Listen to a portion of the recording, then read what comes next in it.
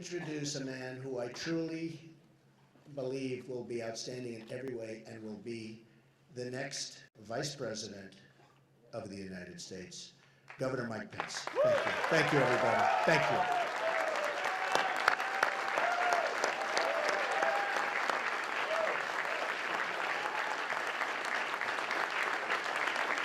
To every American who shares our convictions, I say to you, join us.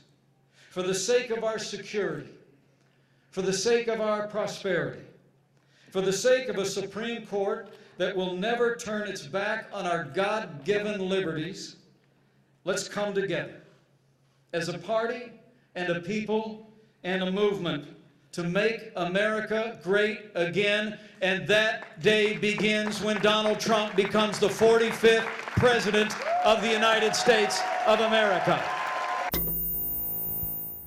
Though they've taken a back seat to presidential debates, vice presidential debates have produced some of the most iconic moments of past campaigns. Views are important. The first VP debate in 1976 has Republican Bob Dole against Democrat Walter Mondale. It's best remembered for this exchange. World War II or World War I, or the war in Korea, all Democrat wars, all in this century. Senator Dole has richly earned his reputation as a hatchet man tonight. The next VP debate isn't until 1984, when George Bush comes across as patronizing towards the first female vice presidential candidate, Geraldine Ferraro. Let me help you with the difference, Ms. Ferraro, between Iran and the embassy in Lebanon. Let me just say, first of all, that I almost resent Vice President Bush, your patronizing attitude that you have to teach me about foreign policy. In 1988, VP candidate Lloyd Bentsen delivers the most famous debate zinger yet. I served with Jack Kennedy. I knew Jack Kennedy. Jack Kennedy was a friend of mine. Senator, you're no Jack Kennedy. 1992's VP debate has 3 candidates because the independent ticket, which is led by billionaire Ross Perot, polls high enough to be included. Perot's running mate, Admiral James Stockdale, comes across as out of his depth and confused. Who am I? Why am I here? Though his intent is to set up a story about his personal background. I'm not a politician, everybody knows that. Fast forward to 2008. Democrat Joe Biden squares off against the Republican Sarah Palin, who delivers one of her most famous lines. Hey, can I call you Joe? This year, Clinton's running mate, Senator Tim Kaine, will face Trump's Governor Mike Pence, who are sure to be remembered for their own moments in the vice presidential debate.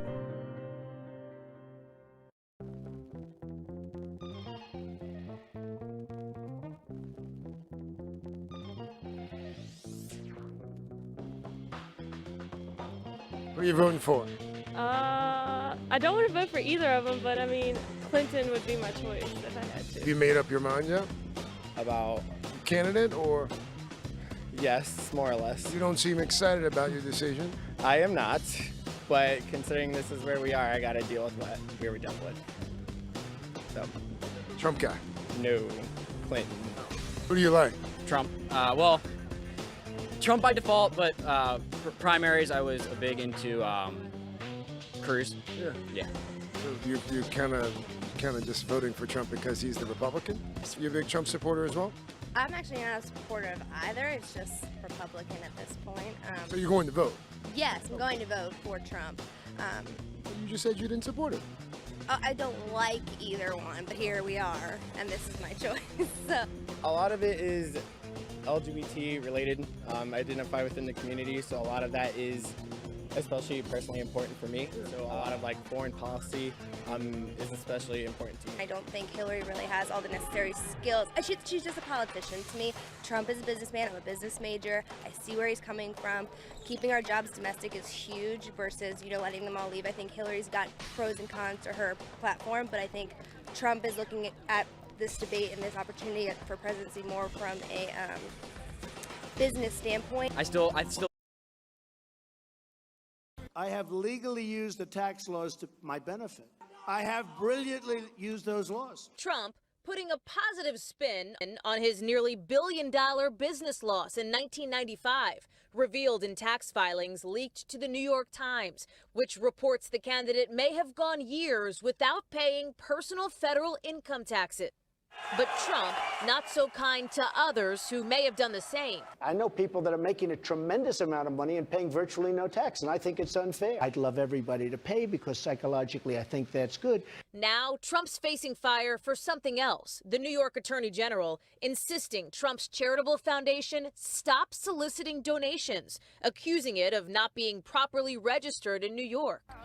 Trump's team says the candidate will cooperate with the AG's investigation, but is concerned about the political motives from Attorney General Eric Schneiderman, a Hillary Clinton supporter. Clinton taking aim on taxes. Well, what kind of genius loses $1 billion in the first place? Her surrogates on the campaign trail attacking Trump, too. Vice President Joe Biden seeming stunned after Trump said this. When you talk about the mental health problems, when people come back from war and combat and they see things that maybe a lot of the folks in this room have seen many times over, and you're strong and you can handle it, but a lot of people can't handle it. I don't think he was trying to be mean. He is just so thoroughly, completely uninformed. Trump denounced by veterans groups, defended by his supporters. The media does. They cherry pick this, they cherry pick here. It's going to backfire. But after Trump's worst weeks yet, it's Pence who will again be forced to defend the top of his ticket as Tim Kaine tries to boost Clinton's appeal with millennials, neither with the name recognition of their running mates. Do you know who these guys are? No, I do not. Any ideas? Nah. No? Nothing? Nothing? No. You? I do not. House Speaker Paul Ryan, by the way, now weighing in on Trump's tax controversy, telling the Detroit Free Press he doesn't think it will be that harmful. And new this morning, the founder of WikiLeaks is speaking out. Julian Assange now saying he will reveal certain sensitive information before the U.S. presidential election, but not saying what exactly that information may be. Matt, Savannah? All right, Hallie Jackson at the debate hall already. Thank you.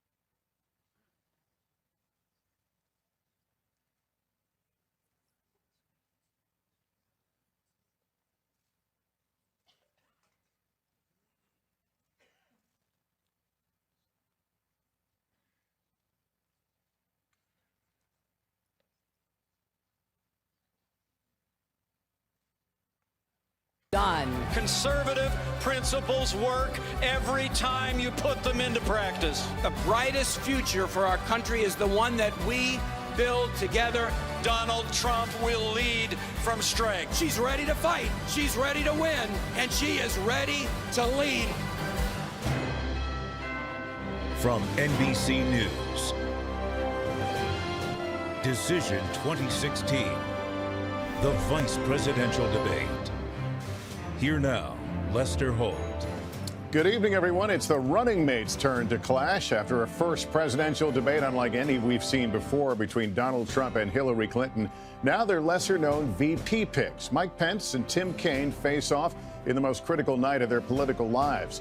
Our team is here. Chuck Todd, Savannah Guthrie, Tom Brokaw, and Savannah. Traditionally, these VP debates don't rock the boat, but need we remind folks this is not a traditional campaign? This is not a traditional campaign. I mean, look, it's a big moment, right? A VP debate. You've got roadblock coverage. These candidates are under a spotlight like they've never seen before. That said, if I asked everyone at this table to name a VP debate that changed the trajectory of any campaign, we would all be silent and stumped because it isn't always a huge thing. I think both sides are going to be looking to land a punch, but they're seated around a table, first grade style, and will they be able to really do that? I was otherwise occupied at the presidential debate, but I hear your words were that was not a normal debate. Will this be?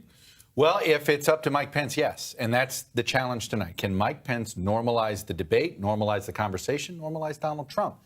Tim Kaine's goal is to make it as abnormal. They want a continuation of not only what that Monday night created, but also they would like to litigate the craziest 8 days I've ever seen in the history of American presidential politics. Tom, do these things ever change the outcome?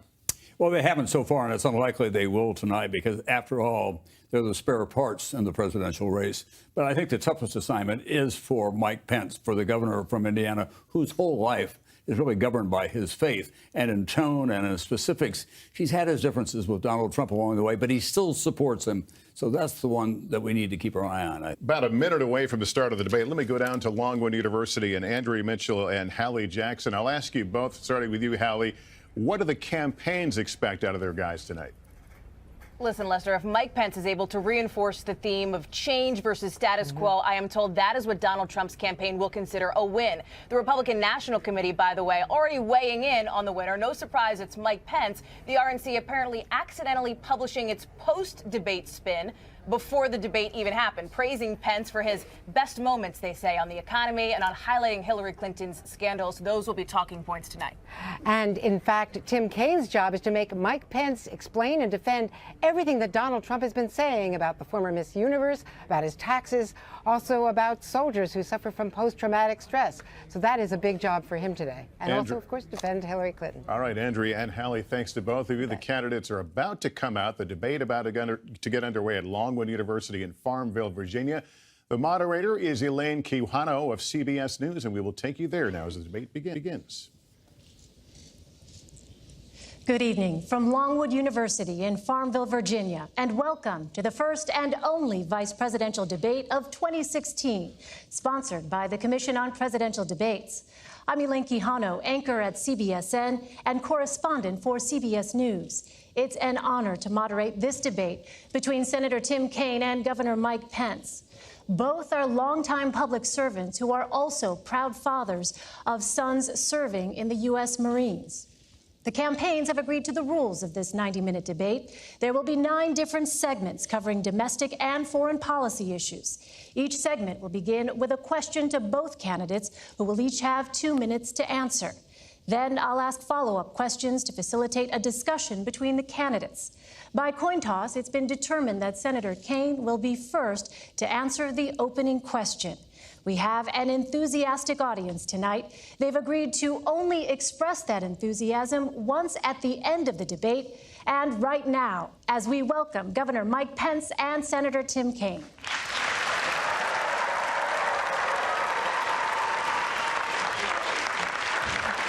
Nice to meet you, Senator. Thank you. It's an honor. Nice to meet you. Great to meet you. Thank you.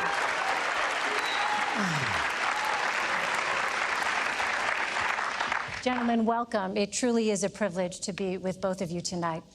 I'd like to start with the topic of presidential leadership.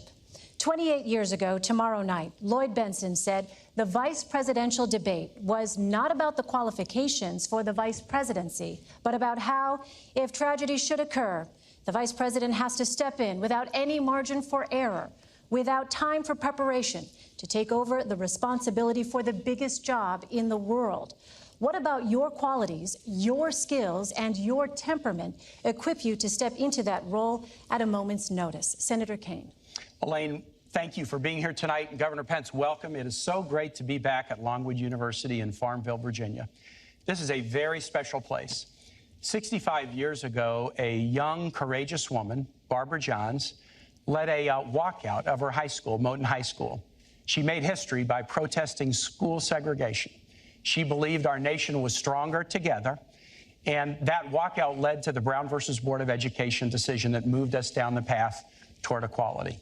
I am so proud to be running with another strong, history-making woman, Hillary Clinton, to be president of the United States.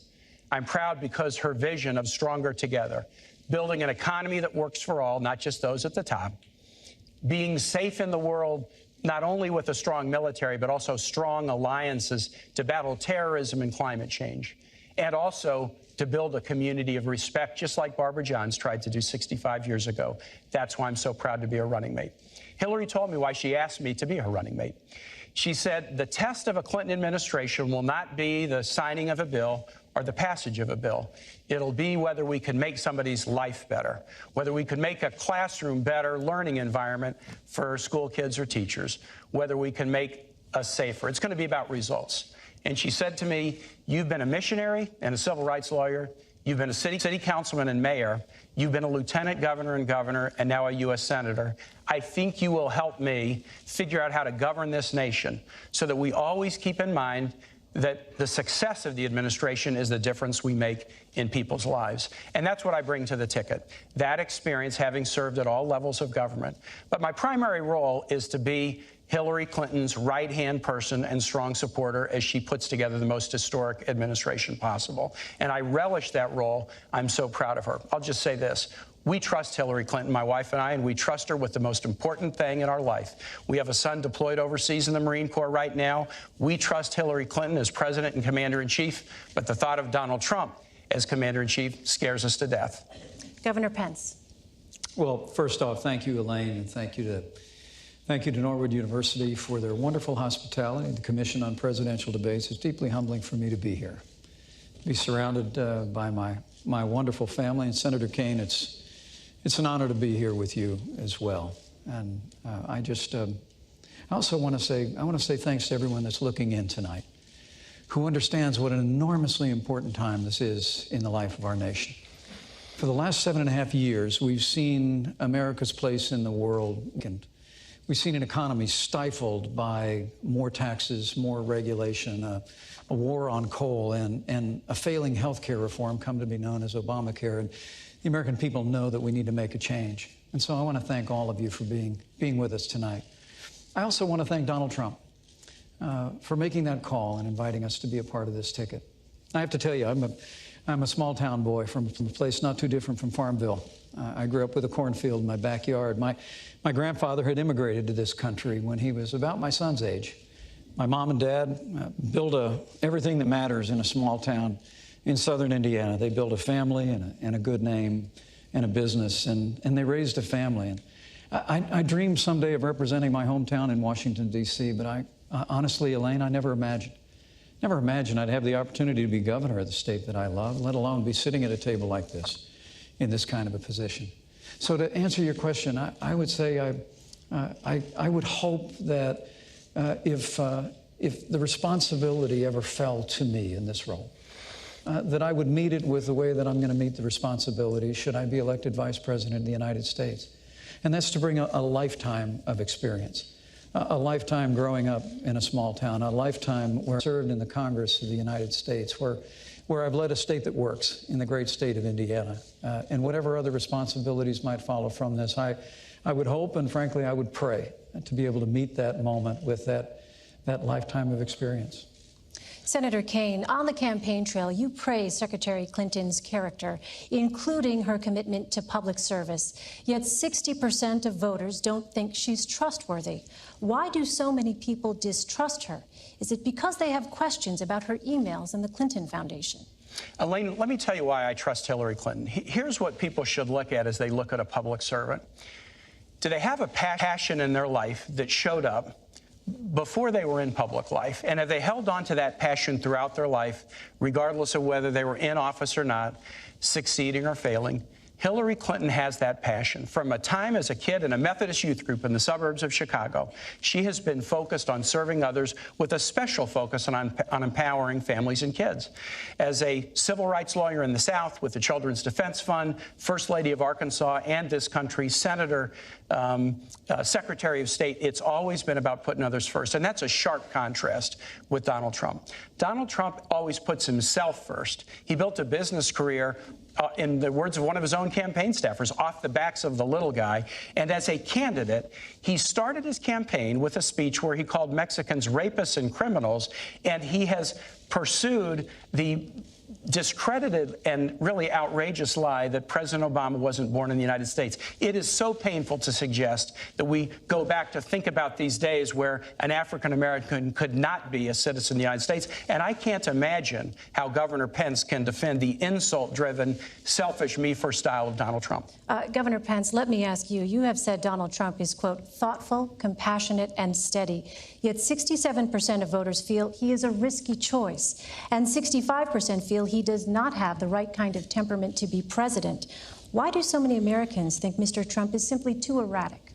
Well, let me say first and foremost that Senator, you and Hillary Clinton would know a lot about an insult-driven campaign. It really is remarkable. At a time when literally, in the wake of Hillary Clinton's tenure as Secretary of State, where she was the architect of the Obama administration's foreign policy, we see entire portions of the world, particularly the wider Middle East, literally spinning out of control. I mean, the situation we're watching hour by hour in Syria today is a result of the failed foreign policy and the weak foreign policy that Hillary Clinton helped lead in this administration and create. The newly emboldened the aggression of Russia, whether it was in Ukraine or now their heavy-handed approach. Their heavy-handed approach. You both have said Vladimir Putin is a better Gentlemen, we're going to leader get to than the Russia president. in just a moment, but I do want to get back to the question. But in the midst, yeah, Elaine, thank you, thank you, Senator. These guys have praised Vladimir Putin as a great leader. How can they defend Senator? We do have that coming up here. But in the meantime, the questions were Senator, about your running mates. I must have hit a nerve here Why the because disconnect? at a time of great challenge in the life of this nation, where we've weakened America's place in the world, stifled America's economy, the campaign of Hillary Clinton and Tim Kaine has been an avalanche of insults. Look, to get to your question about trustworthiness, Donald Trump has built a business through hard times and through good times. He's brought an extraordinary business acumen. He's employed tens of thousands of people in this country. And paid a few taxes and lost $1 billion a year. But why the disconnect with your running mates? But there's a reason why people question the trustworthiness of Hillary Clinton, and that's because they're paying attention. I mean, the reality is when she was Secretary of State, Senator, come on. She had a Clinton Foundation accepting contributions from foreign governments. You are Donald Trump's apprentice. Let me talk about this Senator, issue I think I'm still on my time. Well, isn't this a discussion? This is our open discussion. Let's talk about the state of the world. Let me interrupt you and finish my sentence if I can. The Clinton Foundation accepted foreign contributions from foreign governments and foreign donors while she was Secretary of State. Okay, now I can weigh in. She had a private server I get to weigh in that now. was Let me just say discovered Which I did raise. Senator, to keep that pay-to-play process you have an opportunity to out of the reach of the Governor public. Pence doesn't think the world is so well, and he is going to say it's everybody's fault. Do you? Let me tell you this. When Hillary Clinton became Secretary of State, Governor Pence, do you know that Osama bin Laden was alive? Yes. Do you know that we had 175,000 troops deployed in the battlefield in Iraq and Afghanistan? Do you know that Iran was racing toward a nuclear weapon and Russia was expanding its stockpile? Under Secretary Clinton's leadership, she was part of the national team, public safety team, that went after and revived the dormant hunt against bin Laden and wiped him off the face of the earth. She worked to deal with the Russians to reduce their chemical weapons stockpile. She worked a tough negotiation with nations around the world to eliminate the Iranian nuclear weapons program without firing a shot. Eliminate the Iranian nuclear weapons Absolutely, program. without firing a shot.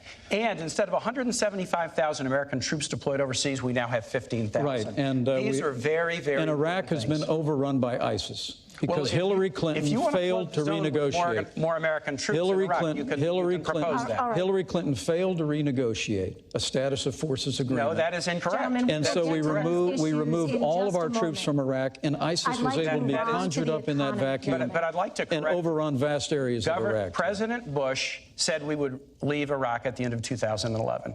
And Elaine, Iraq didn't want our troops to stay, and they wouldn't give us the protection for our troops. And guess what? If a nation where our troops are serving does not want us to stay, we're not going to stay without them being. It was a failure of the Secretary of State. If Governor Pence wants to put more troops back in Iraq, there are a lot of people that's wondering in this country about the economy. Right. Let's turn to the issue of the economy. According to the Nonpartisan Committee for a Responsible Federal Budget, neither of your economic plans will reduce the growing $19 trillion gross national debt. In fact, your plans would add even more to it. Both of you were governors who balanced state budgets. Are you concerned that adding more to the debt could be disastrous for the country? Governor Pence. I think the fact that under this past administration, of which Hillary Clinton was a part, we've almost doubled the national debt, is atrocious. I mean, I'm very proud of the fact that I come from a state that works. The state of Indiana has balanced budgets. We cut taxes. We made record investments in education and in infrastructure. And I still finished my term with $2 billion in the bank. That's a little bit different than when Senator Kaine was governor here in Virginia. He actually tried to raise taxes by about $4 billion. He left his state about $2 billion in the hole. The state of Indiana, we've cut unemployment in half, unemployment doubled when he was governor. But I think he's a very fitting running mate for Hillary Clinton.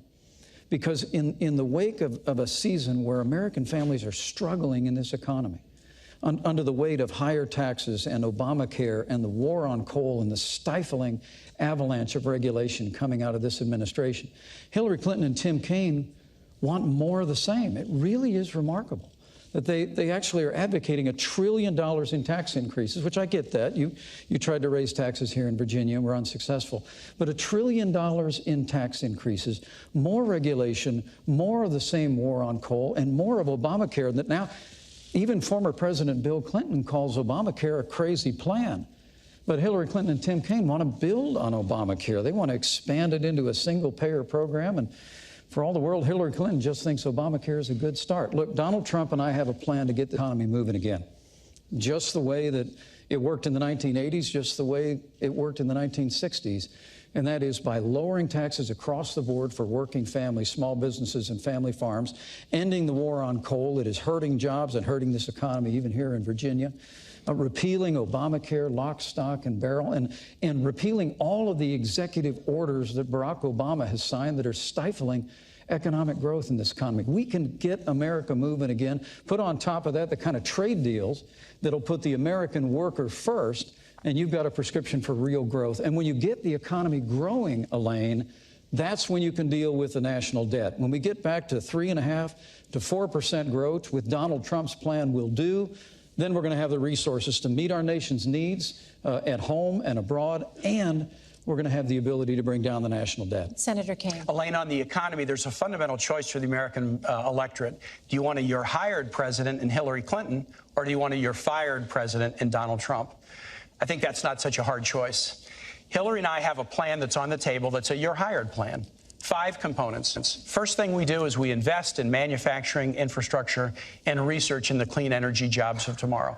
Second thing is we invest in our workforce, from pre-K education to great teachers to debt-free college and tuition-free college for families that make less than $125,000 a year.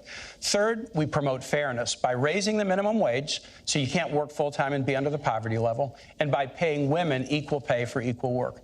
Fourth, we promote small business growth, just as we've done in Virginia. To make it easier to start and grow small businesses, Hillary and I each grew up in small business families. My dad, who ran an ironworking and welding shop, is here tonight. And fifth, we have a tax plan that targets tax relief to middle-class individuals and small businesses and ask those at the very top who've benefited as we've come out of recession to pay more. The Trump plan is a different plan. It's a you're fired plan, and there's 2 key elements to it. First, Donald Trump said wages are too high. And both Donald Trump and Mike Pence think we ought to eliminate the federal minimum wage. Mike Pence, when he was in Congress, voted against raising the minimum wage above $5.15. And he has been a one-man bulwark against minimum wage increases in Indiana. The second component of the plan is massive tax breaks for the very top. Trillions of dollars of tax breaks for people just like Donald Trump.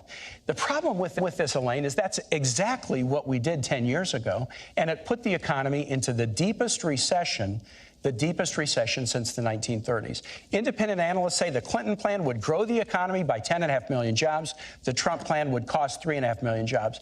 And Donald Trump, why would he do this? Because his tax plan basically helps him, and if he ever met his promise, and he gave his tax returns to the American public like he said he would, we would see just how much his economic plan is really a Trump-first plan. On that point, Governor Pence, recently the New York Times released part of Mr. 1995 tax return and reported that he could have avoided paying federal income taxes for years. Yesterday, Mr. Trump said he brilliantly used the laws to pay as little tax as legally possible.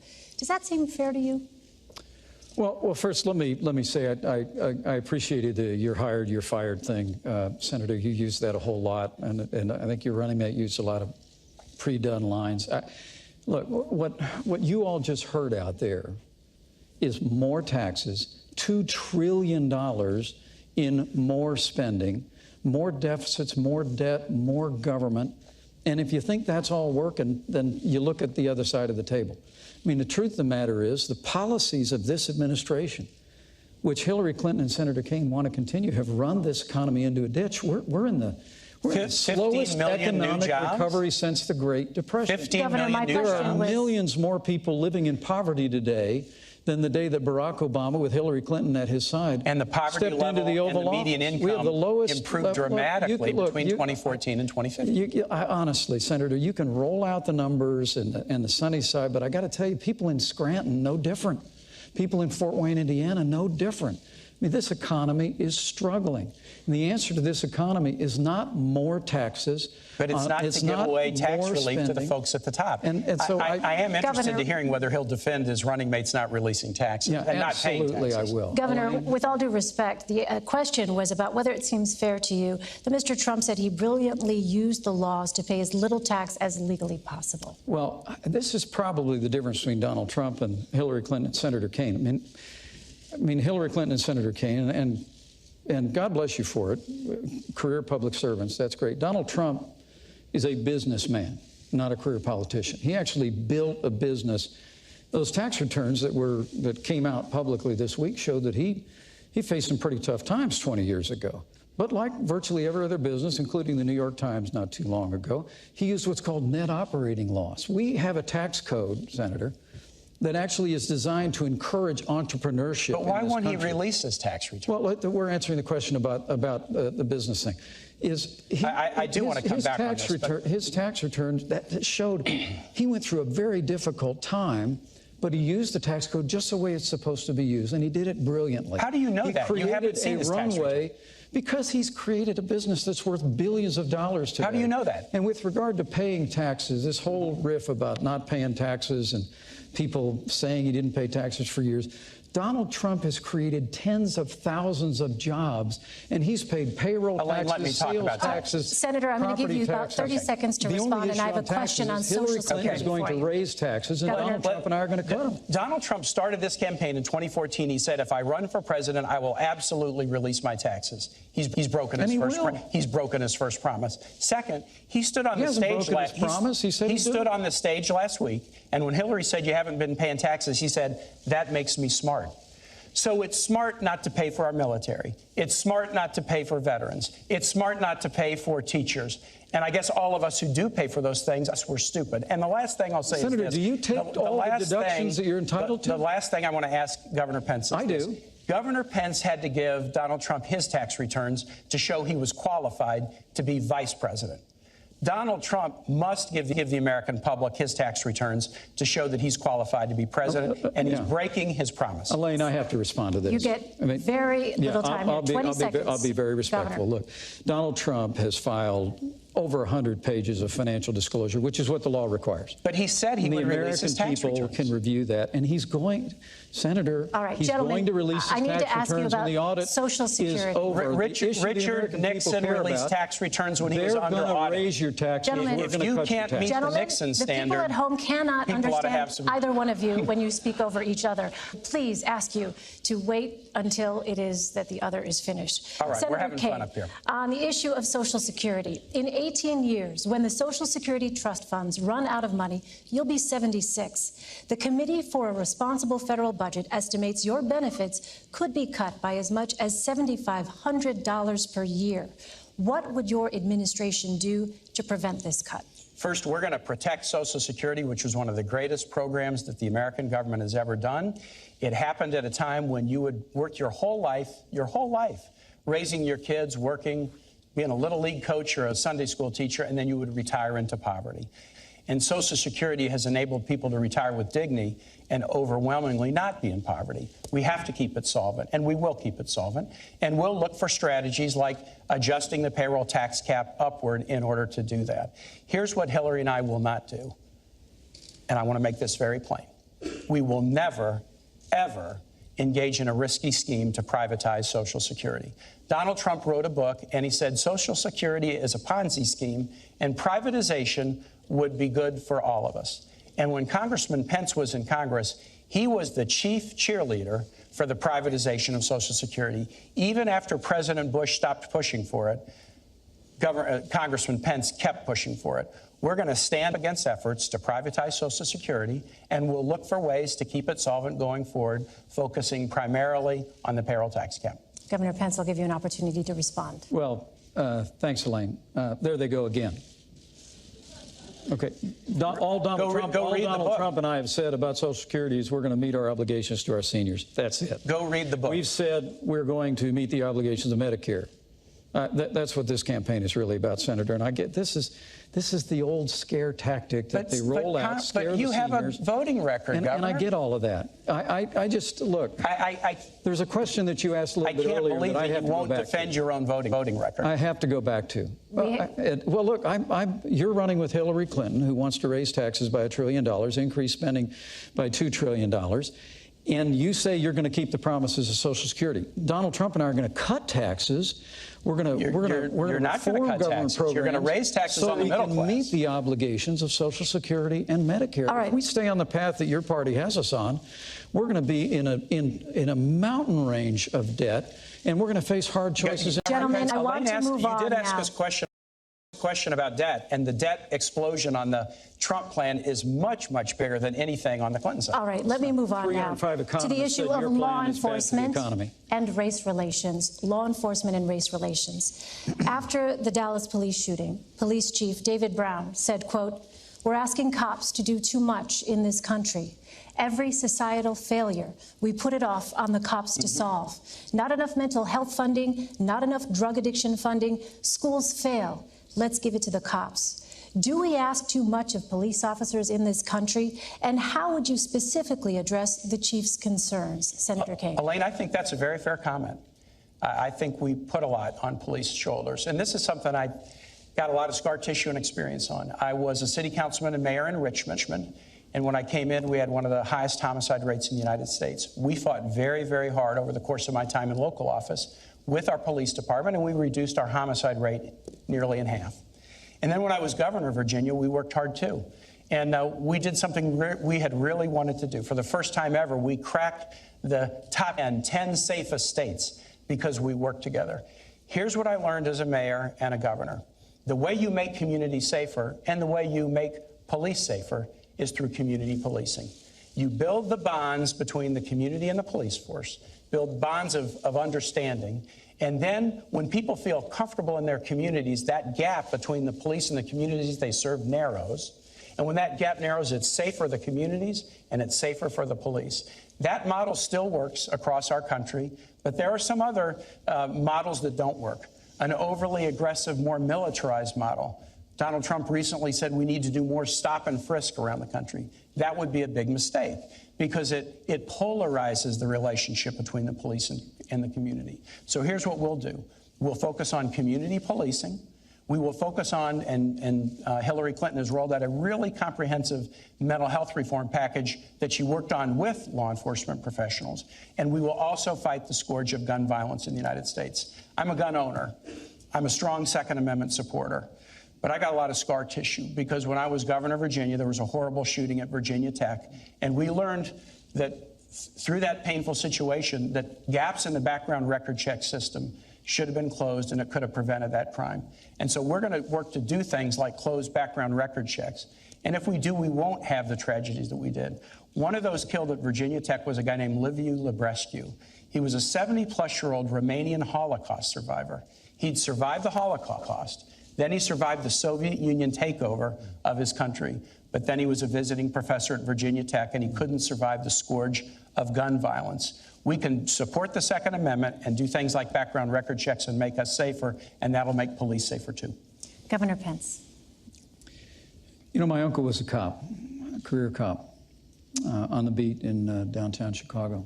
He was my hero when I was growing up. When we go up to visit my dad's family in Chicago, my three brothers and I would marvel at my uncle when he would come out in his uniform, sidearm at his. Police officers are the best of us. And men and women, white, African American, Asian, Latino, Hispanic, they put their lives on the line every single day. And let me say, at the risk of agreeing with you, community policing is a great idea. Mm-hmm. It's worked in the Hoosier State.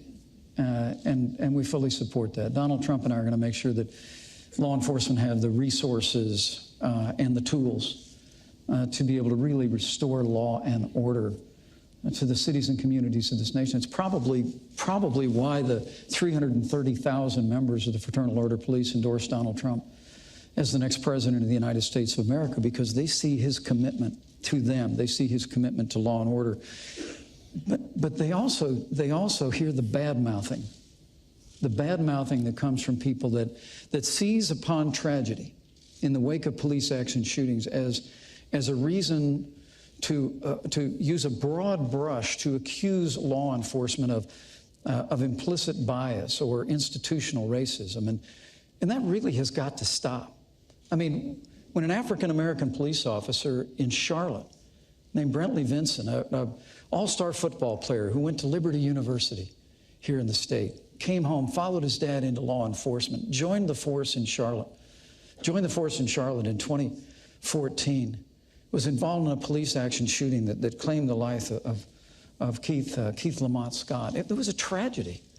I mean, we mourn with those who mourn. We grieve with those who grieve. We're saddened at the loss of life. But Hillary Clinton actually referred to that moment as an example of implicit bias in the police force, where she used, when she was asked in the debate a week ago whether there was implicit bias in law enforcement, her only answer was that there's implicit bias in everyone in the United States. I just think what we ought to do is we ought to stop seizing on these moments of tragedy. We ought to assure the public that we'll have a full and complete and transparent investigation whenever there's a loss of life because of police action. But Senator, please, enough of this seeking every opportunity to demean law enforcement broadly by making the accusation of implicit bias every time tragedy occurs. Elaine, people shouldn't be afraid to bring up issues of bias in law enforcement. And if you're afraid to have I'm not afraid to bring that up. If you're afraid to have the discussion, you'll never solve it. And so here's an example, heartbreaking. We would agree this is a heartbreaking example. The guy, Philando Castile, who was killed in St. Paul. He was a worker, a valued worker in a local school. And he was killed for no apparent reason in an incident that will be discussed and will be investigated. But when folks went and explored this situation, what they found is that Philando Castile, who was they called him Mr. Rogers with dreadlocks in the school that he worked. The kids loved him. That he had been stopped by police 40 or 50 times before that fatal incident. And if you look at sentencing in this country, African Americans and Latinos get sentenced for the same crimes at very different rates. We need criminal justice reform. Indiana has passed criminal justice But I just want to say, those who say we should not be able to bring up and talk about bias in the system will never solve the problem. When an African American police officer is involved in a police action shooting involving an African American, why would Hillary Clinton accuse that African American police officer of implicit bias? I guess I can't believe you are defending the position that there is no bias and it's a topic we don't Governor need Pence, I have a question on that point. I did not make that statement. Your fellow Republican, Governor Pence, Senator Tim Scott, who is African American, recently spoke on the Senate floor. He said he was stopped 7 times by law enforcement in 1 year. A U.S. He Senator. said, I have felt the anger, the frustration, the sadness, and the humiliation that comes with feeling like you're being targeted for nothing more than being just yourself. What would you say to Senator Scott about his experiences? Well, I have the deepest respect for Senator Scott, and he's a close friend. And what I would say is that we need to adopt criminal justice reform nationally. I signed criminal justice reform in the state of Indiana, Senator, and we're very proud of it. I worked when I was in Congress on the Second Chance Act. We have got to do a better job recognizing and correcting the errors in the system that do reflect institutional bias in criminal justice. But what Donald Trump and I are saying is, let's not have the reflex of assuming the worst of men and women in law enforcement. We truly do believe that law enforcement is not a force for racism or division in our country. Scott, Governor? Law enforcement in this country is a force for good. They truly are people that put their lives on the line every single day. But I would suggest to you, what we need to do is assert a stronger leadership at the national level to support law enforcement. You just heard Senator Kaine reject a stop and frisk. Well, I would suggest to you that the families that live in our inner cities that are besieged by crime. Elaine, let me. Governor, the question was about Senator Scott. What would you tell Senator Elaine, Scott? if I could jump, but I've heard Senator Scott make that eloquent plea, and look, criminal justice is about respecting the law and being respected by the law. So there is a fundamental respect issue here, and I just want to talk about the tone that's set from the top. Donald Trump during this campaign has called Mexicans rapists and criminals. He's called women slobs, pigs, dogs, disgusting. I don't like saying that in front of my wife and my mother. He attacked an Indiana-born federal judge and said he was unqualified to hear a federal lawsuit because his parents were Mexican. He went after John McCain, a POW, and said he wasn't a hero because he'd been captured. He said African Americans are living in hell, and he perpetrated this outrageous and bigoted lie that President Obama is not a U.S. citizen. If you want to have a society where people are respected and respect laws, you can't have somebody at the top who demeans every group that he talks about. And I cannot believe that Governor Pence will defend the insult-driven campaign that Donald Trump has run. All right, I want to turn to our next segment now, immigration. Your running mates have both said that undocumented immigrants who have committed violent crimes should be deported. What would you tell the millions of undocumented immigrants who have not committed violent crimes? Governor Pence. Donald Trump's laid out a plan to end illegal immigration once and for all in this country. We've been talking it to death for 20 years. Hillary Clinton and Tim Kaine want to continue the policies of open borders, amnesty, catch and release, sanctuary cities, all the things that are driving wages down in this country, Senator. And also, too often, with criminal aliens in the country, it's bringing heartbreak.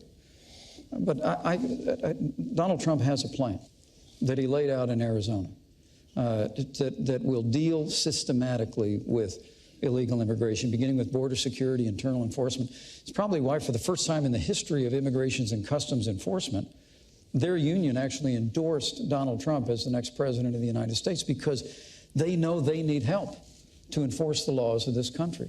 And Donald Trump has laid out a priority to remove criminal aliens, remove people that have overstayed their visas. And once we have accomplished all of that, which will strengthen our economy, strengthen the rule of law in the country, and make our communities safer once the criminal aliens are out, then we'll deal with those that remain.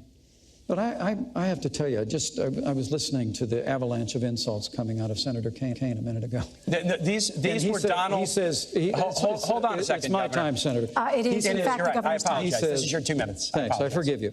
He says ours is an insult-driven campaign. Did you all just hear that? Ours is an insult-driven campaign. I mean, to be honest with you, if Donald Trump had said all the things that you said he said in the way you said he said them, he still wouldn't have a fraction of the insults that Hillary Clinton leveled when she said that half of our supporters were a basket of deplorables. She said they were irredeemable. They were not America. I mean, it's extraordinary. And then she laid one after another ism on millions of Americans who believe that we can have a stronger America at home and abroad, who believe we can get this economy moving again, who believe that we can end illegal immigration once and for all. So, Senator, this insult-driven campaign, I mean, that's small potatoes compared to Hillary Clinton calling half of Donald Trump's supporters a basket of deplorables. Hillary Clinton said something on the campaign trail, and the very next day she said, you know what, I shouldn't have said that. She said she shouldn't have said half. Governor, this is Senator Kaine's 2 minutes, please. Yeah, that's right. So now we're even. Yeah. Look for Donald Trump apologizing to John McCain for saying he wasn't a hero. Did Donald Trump apologize for calling women slobs, pigs, dogs, disgusting? She apologized for saying Governor, it is his 2 minutes, please. Did Donald Trump apologize for taking after somebody in a Twitter war and making fun of her weight? Did he apologize for saying African Americans are living in hell? Did he apologize for saying President Obama was not even a citizen of the United States? You will look in vain to see Donald Trump ever taking responsibility for anybody and apologizing. Immigration. There's 2 plans on the table. Hillary and I believe in comprehensive immigration reform. Donald Trump believes in deportation nation. You got to pick your choice. Hillary and I want a bipartisan reform that will put keeping families together as the top goal. Second, that will help focus enforcement efforts on those who are violent.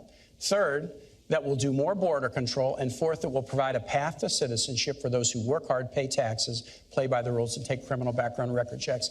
That's our proposal. Donald Trump proposes to deport 16 million people, 11 million who are here without documents. And both Donald Trump and Mike Pence want to get rid of birthright citizenship. So if you're born here, but your parents don't have documents, they want to eliminate that. That's another 4.5 million people. These guys, and Donald Trump has said it, deportation force. They want to go house to house, school to school, business to business, and kick out 16 million people. And I cannot believe that Governor Pence would sit here and defend his running mate's claim that we should create a deportation force so that they'll all be gone. Senator, we have a deportation force. It's called Immigrations and Customs Enforcement. And the Union for Immigrations and Customs Enforcement, for the first time in their history, endorsed Donald Trump to be the next president of the United States. So you like the 16 million deportation plan? Senator, that's nonsense. Look, what you just heard is they have a plan for open borders, amnesty. Our plan is like Ronald Reagan's plan from 1986. They call it comprehensive immigration reform on Capitol Hill. We all know the routine. It's amnesty. And you heard one of the last things he mentioned was border security. That's how Washington always plays it. No, so I always say we're going to do voted this, for we're border going to do that, security we'll 3 years ago, and Governor Pence was against it. Governor, Mr. Ronald Trump Reagan has said a nation said without borders is not a nation. Donald Trump is committed to restoring the borders of this nation, So, Governor, securing our how nation, would these millions of enforcing our laws. undocumented immigrants leave? Would they be forcibly removed? Well, I think Donald Trump laid out a series of priorities that doesn't end with border security. It begins with border security. And after we secure the border, not only build a wall, but beneath the ground and in the air, we do internal enforcement. But he said the focus has to be on criminal aliens. We just had a conversation about law enforcement. We just had a conversation about the violence that's besetting our cities. The reality is that there's heartbreak and tragedy that has struck American families because people that came into this country illegally are now involved in criminal enterprise and activity, and we don't have the resources or the will to deport them systematically. Donald Trump has said we're going to move those people out, people who've overstayed their visas. We're going to enforce the law of this country. We're going to strengthen immigrations and customs enforcements with more resources and more personnel to be able to do that. And then Donald Trump has made it clear, once we've done all of those things, that we're going to reform the immigration system that we have where people can come into this country. That's the order that you should do it.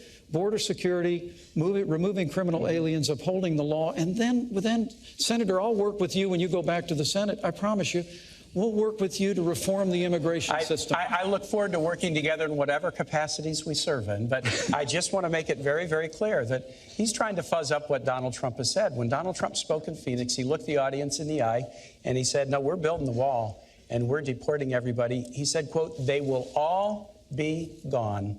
They will all be gone. And this is one of these ones where you can just go to the tape on it and see what Donald Trump has said. And to add to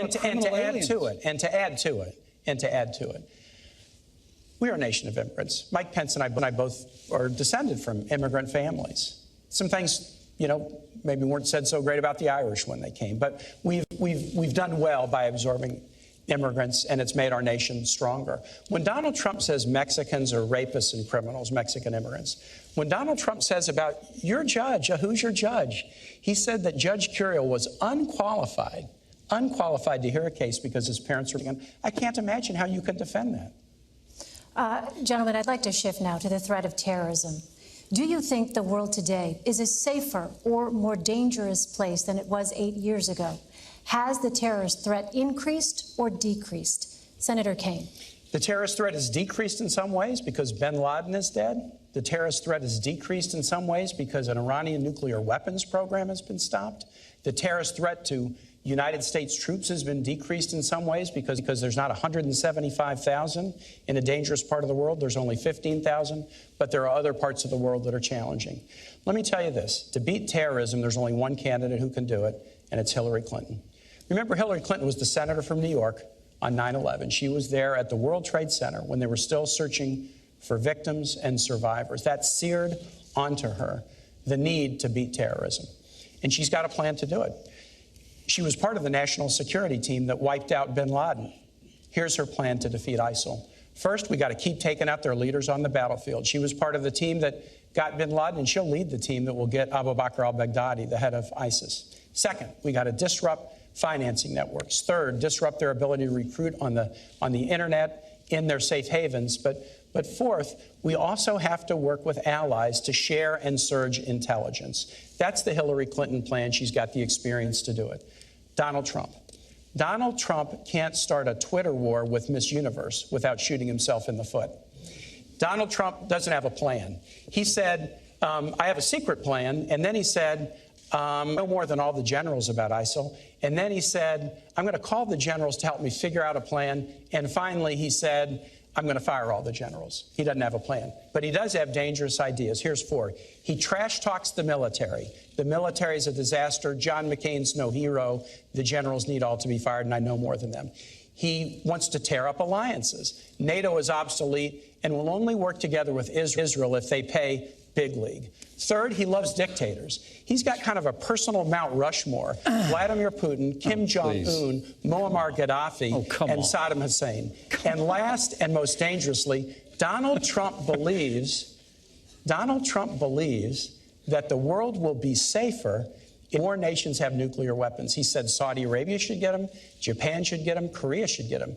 And when he was confronted with this and told, wait a minute, terrorists could get those. Proliferation could lead to nuclear war. Here's what Donald Trump said, and I quote, "Go ahead, folks, enjoy yourselves." I'd love to hear Governor Pence tell me what's so enjoyable or comical about nuclear war. Governor Pence. Did you work on that one a long time? Because that had a lot of really creative lines in it. Well, I'm going to see if you can defend any of it. Look, I can defend. I can make it very clear to the American people. After traveling millions of miles as our Secretary of State, after being the architect of the foreign policy of this administration, America is less safe today than it was the day that Barack Obama became President of the United States. It's absolutely inarguable. We've weakened America's place in the world. It's been a combination of factors, but mostly it's been a lack of leadership. I mean, I will give you, and I was in Washington, D.C. on 9/11. I saw the clouds of smoke rise from the Pentagon. I was in Virginia, where the Pentagon's located. I know you were. We all lived through that day as a nation. It was heartbreaking. And I want to give this president credit for bringing Osama bin Laden to justice. But the truth is, Osama bin Laden led al-Qaeda. Our primary threat today is ISIS.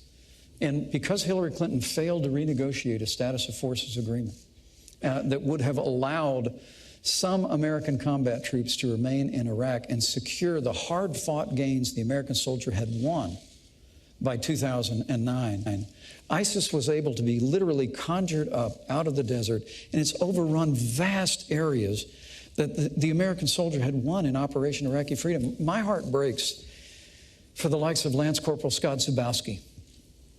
He fell in Fallujah in 2005.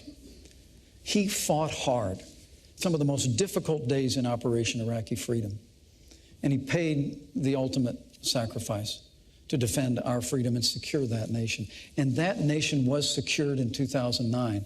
But because Hillary Clinton and Barack Obama failed to provide a status of forces agreement and leave sufficient troops in there, we are back at war. The president just ordered more troops on the ground.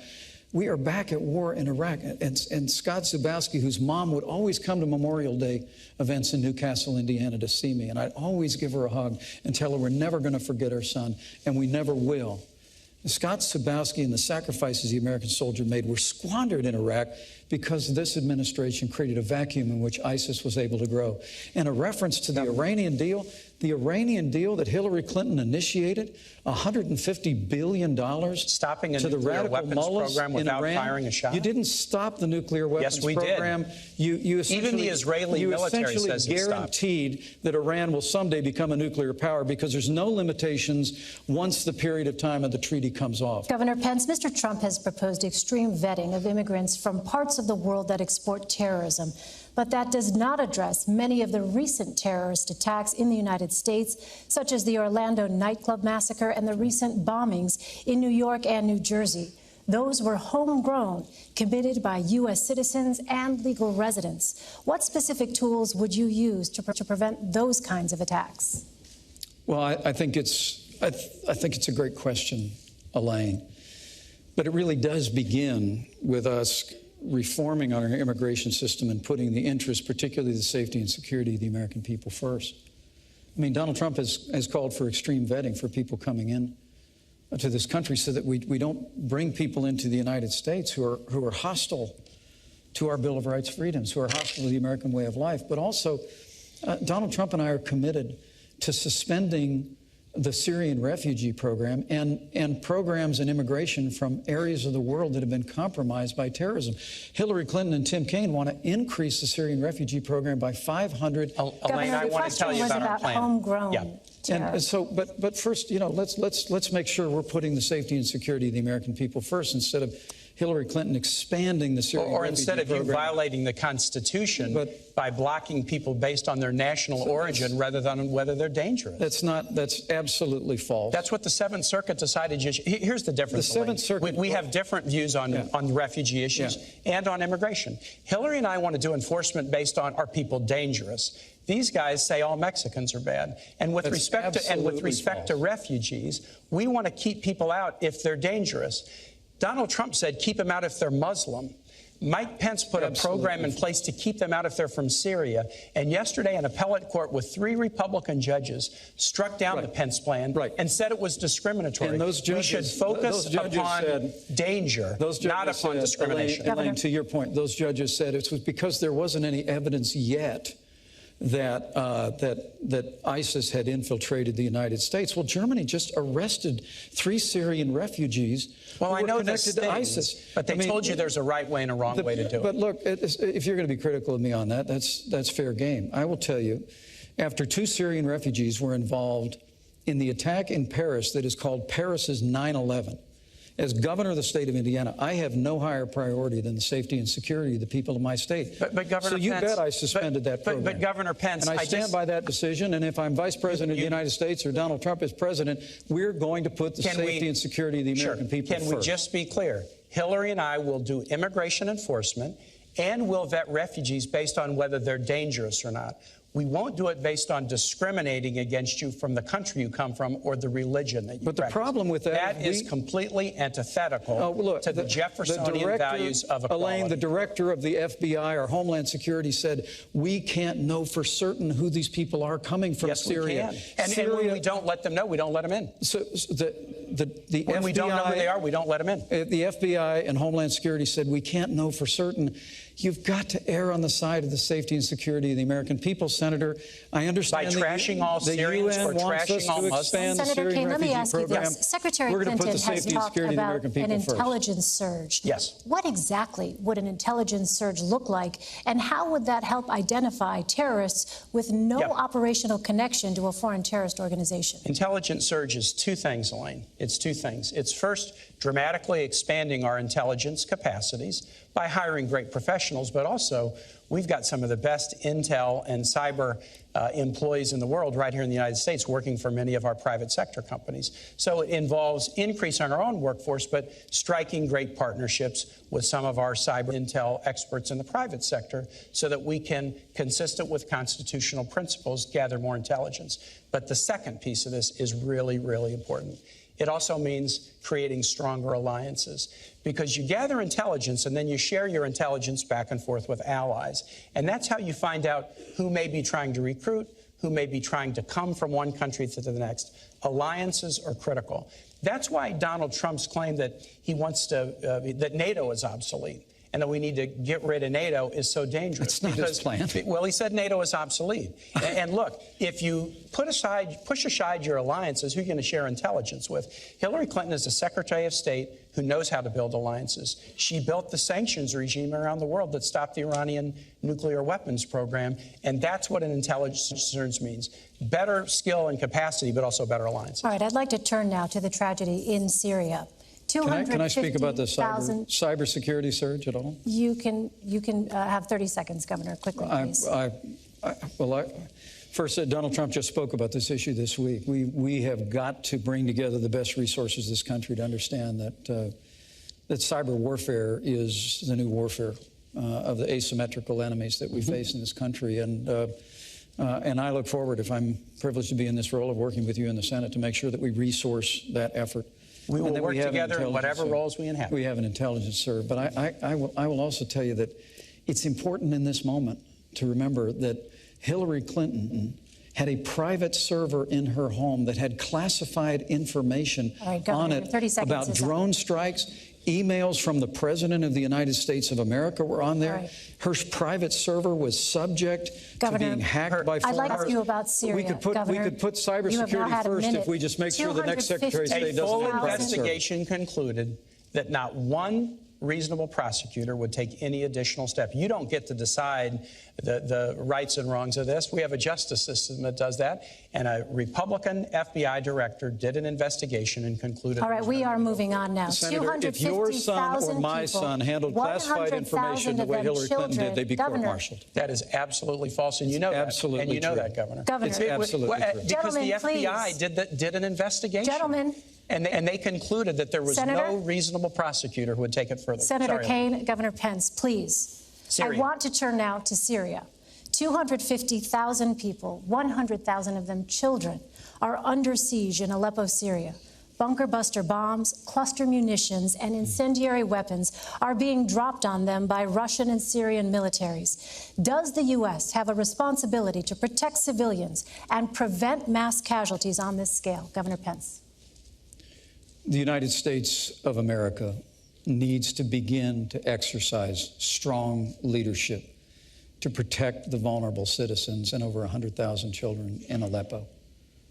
Hillary Clinton's top priority when she became Secretary of State was the Russian reset. The Russian reset. After Russian reset, the Russians invaded Ukraine and took over Crimea. And the small and bullying leader of Russia is now dictating terms to the United States to the point where all the United States of America, the greatest nation on earth, just withdraws from talks about a ceasefire while Vladimir Putin puts a missile defense system in Syria while he marshals the forces and begins. Look, we have got to begin to lean into this with strong, broad-shouldered American leadership. It begins by rebuilding our military. I mean, the Russians and the Chinese have been making enormous investments in the military. We have the smallest Navy since 1916. We have the lowest number of troops since the end of the Second World War. We've got to work with the Congress and Donald Trump will to rebuild our military and project American strength in the world. But about Aleppo and about Syria, I truly do believe that what America ought to do right now is to immediately establish safe zones so that families and vulnerable families with children can move out of those areas, work with our Arab partners real time right now to make that happen. And secondly, I just have to tell you that the provocations by Russia need to be met with American strength. And if Russia chooses to be involved and continue, I should say, to be involved in this barbaric attack on civilians in Aleppo, the United States of America should be prepared to use military force to strike military targets of the Assad regime, to prevent them from this humanitarian crisis that is taking place in Aleppo. There's a broad range of other things that we ought to do as well. We ought to deploy a missile defense shield to the Czech Republic and Poland, which Hillary Clinton and Barack Obama pulled back on out of not wanting to offend the Russians back in 2009. We've just got to have American strength on the world stage. And when Donald Trump becomes president of the United States, the Russians and other countries in the world will know they're dealing with a strong American president. Senator Hillary and I also agree that the establishment of a humanitarian zone in northern Syria with the provision of international human aid consistent with UN Security Council resolution that was passed in February 2014 would be a very, very good idea. And Hillary also has the ability to stand up to Russia in a way that this ticket does not. Donald Trump again and again has praised Vladimir Putin, and it's clear that he has business dealings with Russian oligarchs who are very connected to Putin. The Trump campaign management team had to be fired a month or so ago because of those shadowy connections with pro-Putin forces. Governor Pence made the odd claim. He said, inarguably, Vladimir Putin is a better leader than President Obama. Vladimir Putin's run his economy into the ground. He persecutes LGBT folks and journalists. If you don't know the difference between dictatorship and leadership, then you got to go back to a 5th grade civics class. I tell you what offends me. Governor Pence just said that Donald Trump will rebuild the military. No, he won't. Donald Trump is avoiding paying taxes. The New York Times story, and we need to get this, but the New York Times story suggested that he probably didn't pay taxes for about 18 years starting in 1995. Those years included the years of 9/11. So get this. On 9/11, Hillary Clinton and Donald Trump's hometown was attacked by the worst terrorist attack in the history of the United States. Young men and women signed up to serve in the military to fight terrorism. Hillary Clinton went to Washington to get funds to rebuild her city and protect first responders, but Donald Trump was fighting a very different fight. It was a fight to avoid paying taxes so that he wouldn't support the fight against terror. He wouldn't support troops. He wouldn't support. This is important, Elaine. When a guy running for president will not support the troops, not support veterans, not support teachers, that's really important. And I said about Aleppo, we do agree. The notion is we have to create a humanitarian zone in northern Syria. It's very important. Governor Pence, you had mentioned no-fly zone. Where would you propose setting up a safe zone specifically? How would you keep it safe? Well, first and foremost, Donald Trump supports our troops. Donald Trump supports our veterans. He won't pay taxes. Donald Trump has paid all the taxes that he's... Do you not take deductions? Gentlemen, this is about Syria. I'd like to ask honestly, Senator, it is about our troops. I understand why you want to change it. I understand why you want to change the subject. I understand why you want to change the subject. And let me be very clear on this Russian thing. The larger question here on do you think Donald Trump is smart to not pay taxes? What we're dealing with is there's an old proverb that says the Russian bear never dies, it just hibernates. And the truth of the matter is the weak and feckless foreign policy of Hillary Clinton and Barack Obama has awakened an aggression in Russia that first appeared a few years ago with their move in Georgia, now their move into Crimea, now their move into the wider Middle East. And all the while, all we do is fold our arms and say we're not having talks anymore. To answer your question, we just need American strength. We need to marshal the resources of our allies in the region, and in the immediate, we need to act now to get people out of harm's way. And exactly how would those safe zones work? How would they remain safe? The safe zones would have to be, as the senator said, there's already a framework for this that's been recognized by the international community. But the United States of America needs to be prepared to work with our allies in the region to create a route for safe passage and then to protect people in those areas, including with a no-fly zone. But look, this is very tough stuff. I served on the Foreign Affairs Committee for a decade. I traveled in and out of that region for 10 years. I saw what the American soldier won in Operation Iraqi Freedom, and to see the weak and feckless leadership that Hillary Clinton was the architect of in the foreign policy of the Obama administration. Let me come back and talk deeply about troubling to me. That will all let me change talk about the day the Donald things Trump that Governor becomes Pence president of the doesn't United want to States. acknowledge, Elaine. He doesn't want to acknowledge that we stopped the Iranian nuclear weapons program. He doesn't want to acknowledge that Hillary was part of the team that got bin Laden. He doesn't want to acknowledge that it's a good thing, not a bad thing.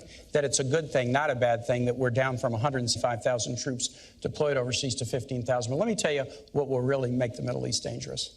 Donald Trump's idea that more nations should get nuclear weapons. Saudi Arabia, Japan, South Korea. Ronald Reagan said something really interesting about nuclear proliferation back in the 1980s. He said the problem with nuclear proliferation is that some fool or maniac could trigger a catastrophic event. And I think that's who Governor Pence's running mate is, exactly who President Reagan warned us about. Senator, that was even beneath you and Hillary Clinton, and that's pretty low. But do you think we should have more nuclear weapons in the world will make us safer?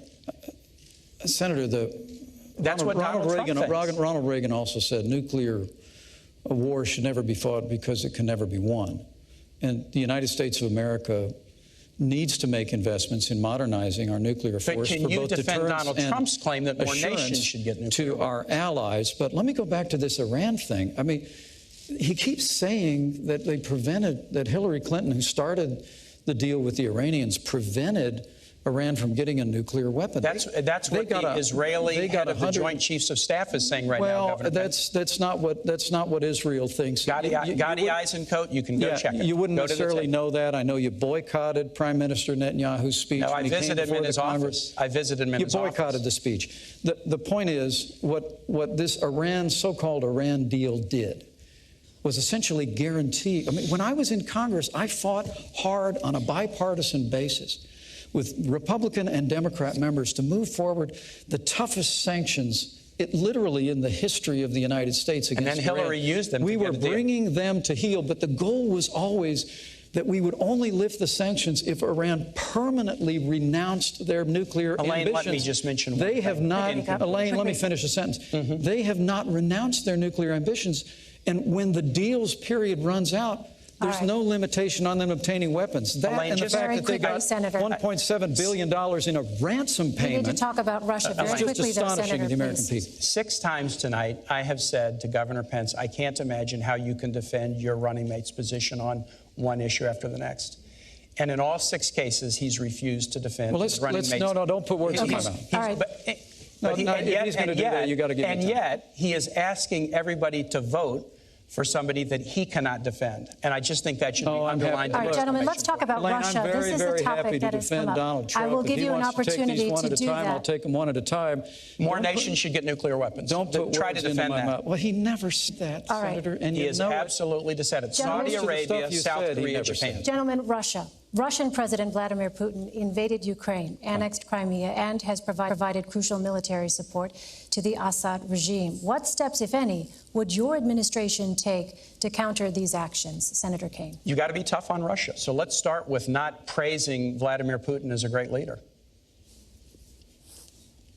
Donald Trump and Mike Pence have said he's a great leader. And Donald Trump has business dealings with Russia that he refuses to disclose. Hillary Clinton has gone toe-to-toe with Russia. She went toe-to-toe with Russia as Secretary of State to do the New START agreement to reduce Russia's nuclear stockpile. She's had the experience doing it. She went toe-to-toe with Russia and lodged protests when they went into Georgia. And we've done the same thing about Ukraine, but more than lodging protests, we've put punishing economic sanctions on Russia that we need to continue. Donald Trump, on the other hand, didn't know that Russia had invaded the Crimea. Oh, that's nonsense. He was on a TV show a couple months back, and he said, I'll guarantee you this, Russia's not going into the Ukraine. And he had to be reminded that they had gone into the Crimea 2 years before. Hillary Clinton has gone toe-to-toe with Russia to work out a deal on New START. She got them engaged in a meaningful way to cap Iran's nuclear weapons program, and yet she stood up to them on issues such as Syria and their invasion of Georgia. You've got to have the ability to do that, and Hillary does. On the other hand, in Donald Trump, you have somebody who praises Vladimir Putin all the time. America should really wonder about a President Trump who had a campaign manager with ties to Putin, pro-Putin elements in the Ukraine, who had to be fired for that reason.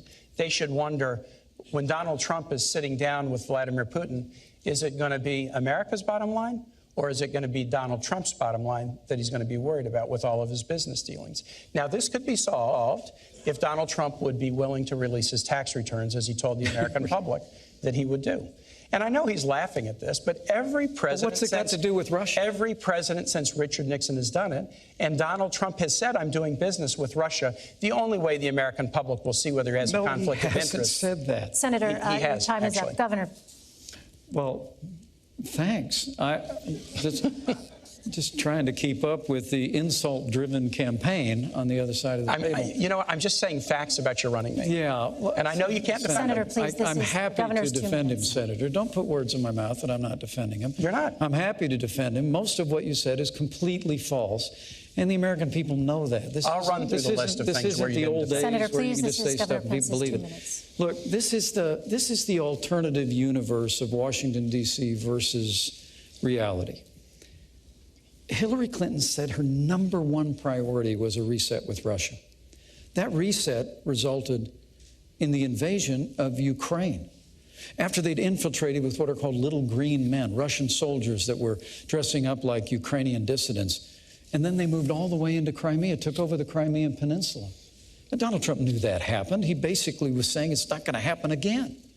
The truth of the matter is that what you have in the rise of aggressive Russia, which has had increased its influence in Iran, that now because of this deal is on a pathway in the future to obtain a nuclear. The leading state sponsor of terror in the world, in Iran, now has a closer working relationship with Russia because of Hillary Clinton and Barack Obama's foreign policy, and $150 billion and sanctions all being lifted. And then, of course, Syria. I mean, it really is extraordinary. Syria is imploding. You just asked a very thoughtful question about the disaster in Aleppo. ISIS is headquartered in Raqqa. ISIS from Raqqa has overrun vast areas that at great sacrifice the American soldier won in Operation Iraqi Freedom. And yet Senator Kaine still sits here, loyal soldier, I get all that, and saying that the foreign policy of Hillary Clinton and Barack Obama somehow made the world more secure. I mean, it really is astonishing that on the day that Iran released 4 American hostages, we delivered $400 million in cash as a ransom payment for Americans held by the radical mullahs in Tehran. And Governor, just today, Mr. Trump said, quote, Putin has no respect for Hillary Clinton and no respect for Obama. Why do you think he'll respect a Trump-Pence administration? Strength. Plain and simple. Business. Donald Trump, that's nonsense. Donald Trump is a strong son leader says who is that the going Trump to lead with American Please, strength. Senator, I'll give you a chance to respond. We're going to rebuild our military. And let me say this whole Putin thing. Look, America is stronger than Russia. Our economy is 16 times larger than the Russian economy. America's political system is superior to the crony, corrupt capitalist system in Russia in every way. When Donald Trump and I observe that, as I've said, in Syria, in Iran, in Ukraine, that the small and bullying leader of Russia has been stronger on the world stage than this administration, that's stating painful facts. That's not an endorsement of Vladimir Putin. That's an indictment of the weak and feckless leadership of Hillary Clinton and Barack Obama. Well, this is one where we can just kind of go to the tape on it. But Governor Pence said, inarguably, Vladimir Putin is a better leader than President Obama. That is absolutely inaccurate. And I just think a guy I said he's been stronger on the world stage. No, you said leader. And I'll just say this, Governor. You just said better. If you mistake leadership for dictatorship and you can't tell the difference, a country that's running its economy. Yeah, here we go. This is the grade school thing again. Right. If you can't tell the difference, you shouldn't be commander in chief. Yeah. And with Donald Trump's sons say that they have all these business dealings with Russia. Those could be disclosed with tax returns, but they refuse to do them. Americans need to worry about whether Donald Trump will be watching out for America's bottom line or his own bottom line. Senator Kaine, what went wrong with the Russia reset? Vladimir Putin. Vladimir Putin is a dictator. And what would you do differently? Vladimir Putin is a dictator. He's not a leader. Anybody who thinks otherwise doesn't know Russian history and they don't know Vladimir Putin. Hillary Clinton knows exactly who this guy is. John McCain said, I look at his eyes and I see KGB, and Hillary kind of has that same feeling. So how do you deal with them? We do have to deal with Russia in a lot of different ways. There are areas where we can cooperate. So it was Hillary Clinton who worked with Russia on the New START treaty to reduce their nuclear weapons stockpile. It was Hillary Clinton that worked with Russia to get them engaged in a community of nations to stop the Iranian nuclear weapons program without firing a shot. She's not going around praising Vladimir Putin as a great guy, but she knows how to sit down at a table and negotiate tough deals.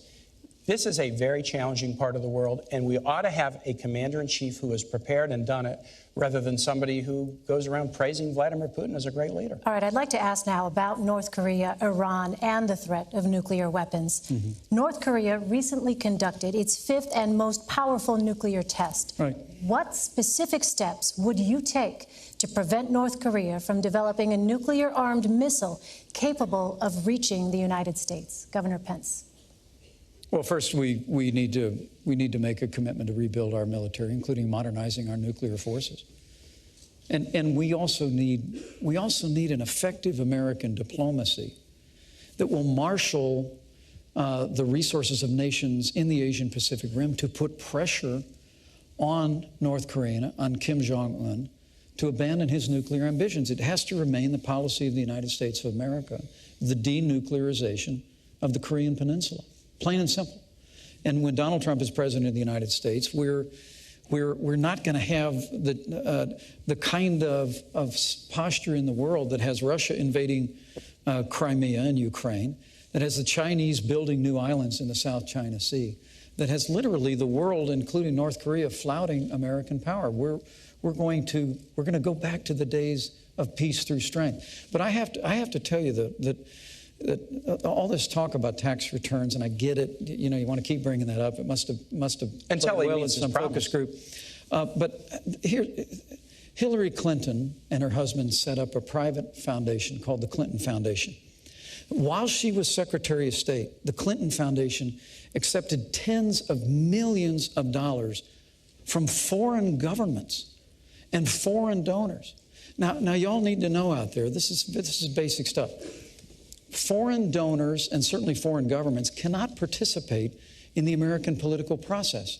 They cannot make financial contributions. But the Clintons figured out a way to create a foundation where foreign governments and foreign donors could donate millions of dollars, and then found, thanks to the good work of the Associated Press, that more than half of her private meetings when she was Secretary of State were given to major donors of the Clinton Foundation. When you talk about all these baseless rumors about Russia and the rest, Hillary Clinton, you asked the trustworthy question at the very beginning. The reason Governor, the American people don't trust Hillary Clinton is because they are looking at the pay-to-play politics that she operated with the Clinton Foundation through a Governor, private please. server while she's Your 2 Secretary of minutes are State. up, Governor. And they're saying enough is enough. Senator Kaine. I'm going to talk about the foundation, then I'll talk about North Korea. So, on the foundation, I am glad to talk about the foundation. The Clinton Foundation is one of the highest rated charities in the world. It provides AIDS drugs to about 11.5 million people.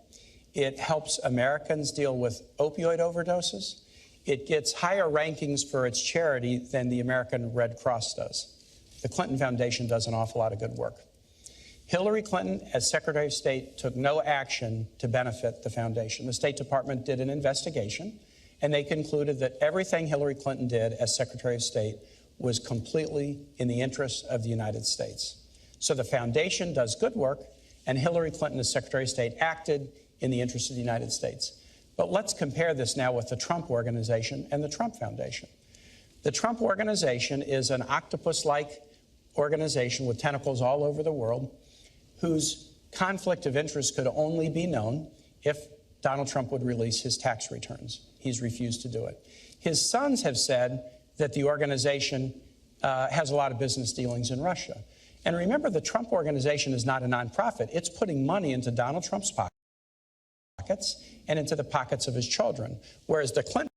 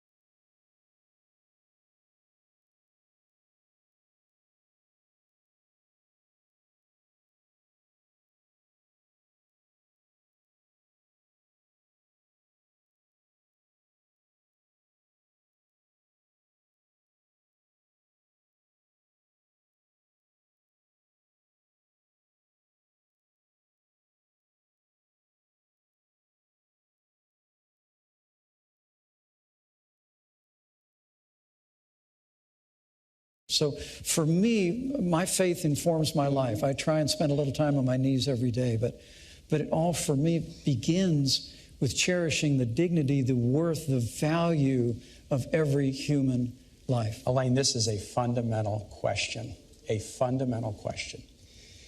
Hillary and I are both people out of religious backgrounds. Her Methodist church experience was really formative for her as a public servant. But we really feel like you should live fully and with enthusiasm the commands of your faith. But it is not the role of the public servant to mandate that for everybody else. So let's talk about abortion and choice. Let's talk about that. We support Roe versus Wade. We support the constitutional right of American women to consult their own conscience, their own supportive partner, their own minister, but then make their own decision about pregnancy. That's something we trust American women to do that. And we don't think that women should be punished, as Donald Trump said they should, for making the decision to have an abortion. Governor Pence wants to repeal Roe versus Wade. He said he wants to put it on the ash heap of history. And we have some young people in the audience who weren't even born when Roe was decided. This is pretty important. Before Roe versus Wade, states could pass criminal laws to do just that, to punish women if they made the choice to terminate a pregnancy. I think you should live your moral values. But the last thing, the very last thing that government should do is have laws that would punish women who make reproductive choices. And that is the fundamental difference between a Clinton-Kaine ticket and a Trump-Pence ticket that wants to punish women who make that choice. It's really not. Donald Trump and I would never support legislation that punished women who made the heartbreaking choice to end a pregnancy. And why did Donald Trump say that? We just never would. Why did he say that? Well, look, he's not a polished politician like you and Hillary Clinton. And so, you know, well, I would don't admit always that's not come out exactly the way he means them. But I'm telling you what other policy of our administration would be. Great line from the Gospel of Matthew. From the fullness of the heart, the mouth speaks. Yeah. When Donald Trump says women should be punished, or Mexicans are rapists and criminals, or John McCain's not a hero, he is showing you who he is. Senator, you whipped out that Mexican thing again. Look. Can you defend it? There are criminal aliens in this country, Tim, who have come into this country illegally, who are perpetrating violence and taking American lives. You want to use a big tar brush against Mexicans? He also said, and many of them are good people. You keep leaving that out of your quote. And if you want me to go there, I'll go there. But there is a choice here, and it is a choice on life. I couldn't be more proud to be standing with Donald Trump, who's standing for the right to life.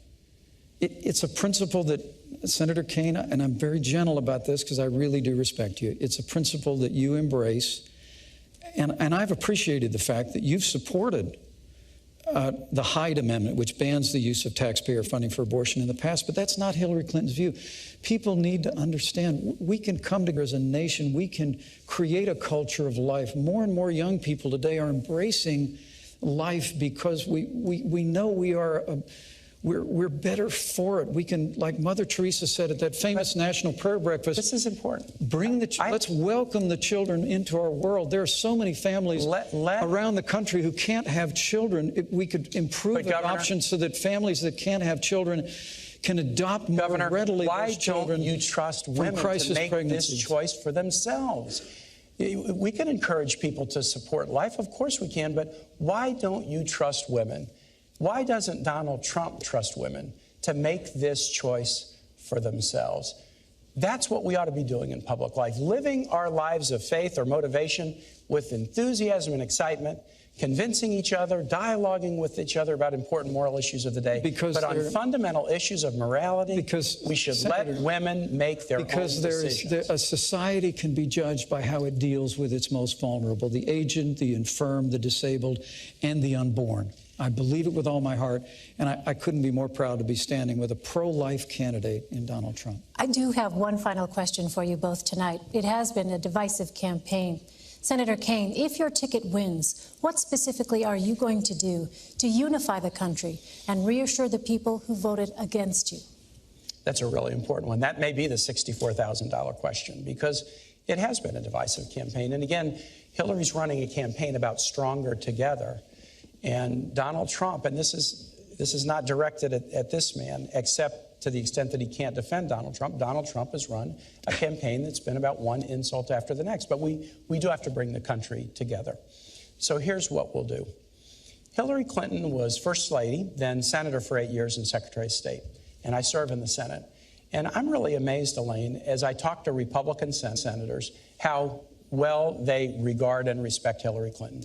She was on the Armed Services Committee. She was on other committees. She worked across the aisle when she was First Lady to get the CHIP program passed so that 8 million low-income kids have health insurance in this country, including 150,000 in Indiana.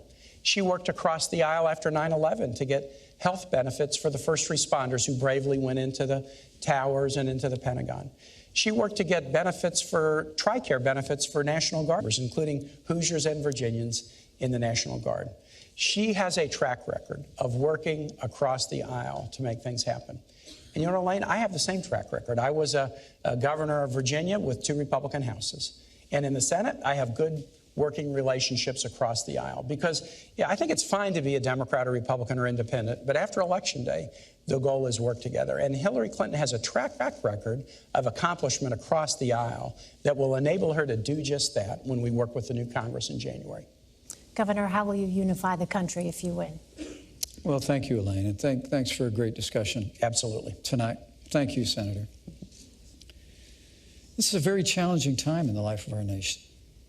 Weakened America's place in the world after the leadership of Hillary Clinton and Barack Obama on the world stage has been followed by an economy that is truly struggling, stifled by an avalanche of more taxes, more regulation, Obamacare, the war on coal, and the kind of trade deals that have put American workers in the back seat. And I think the best way that we can bring people together is through change in Washington, D.C. You know, I served in Washington, D.C. for 12 years in the Congress of the United States.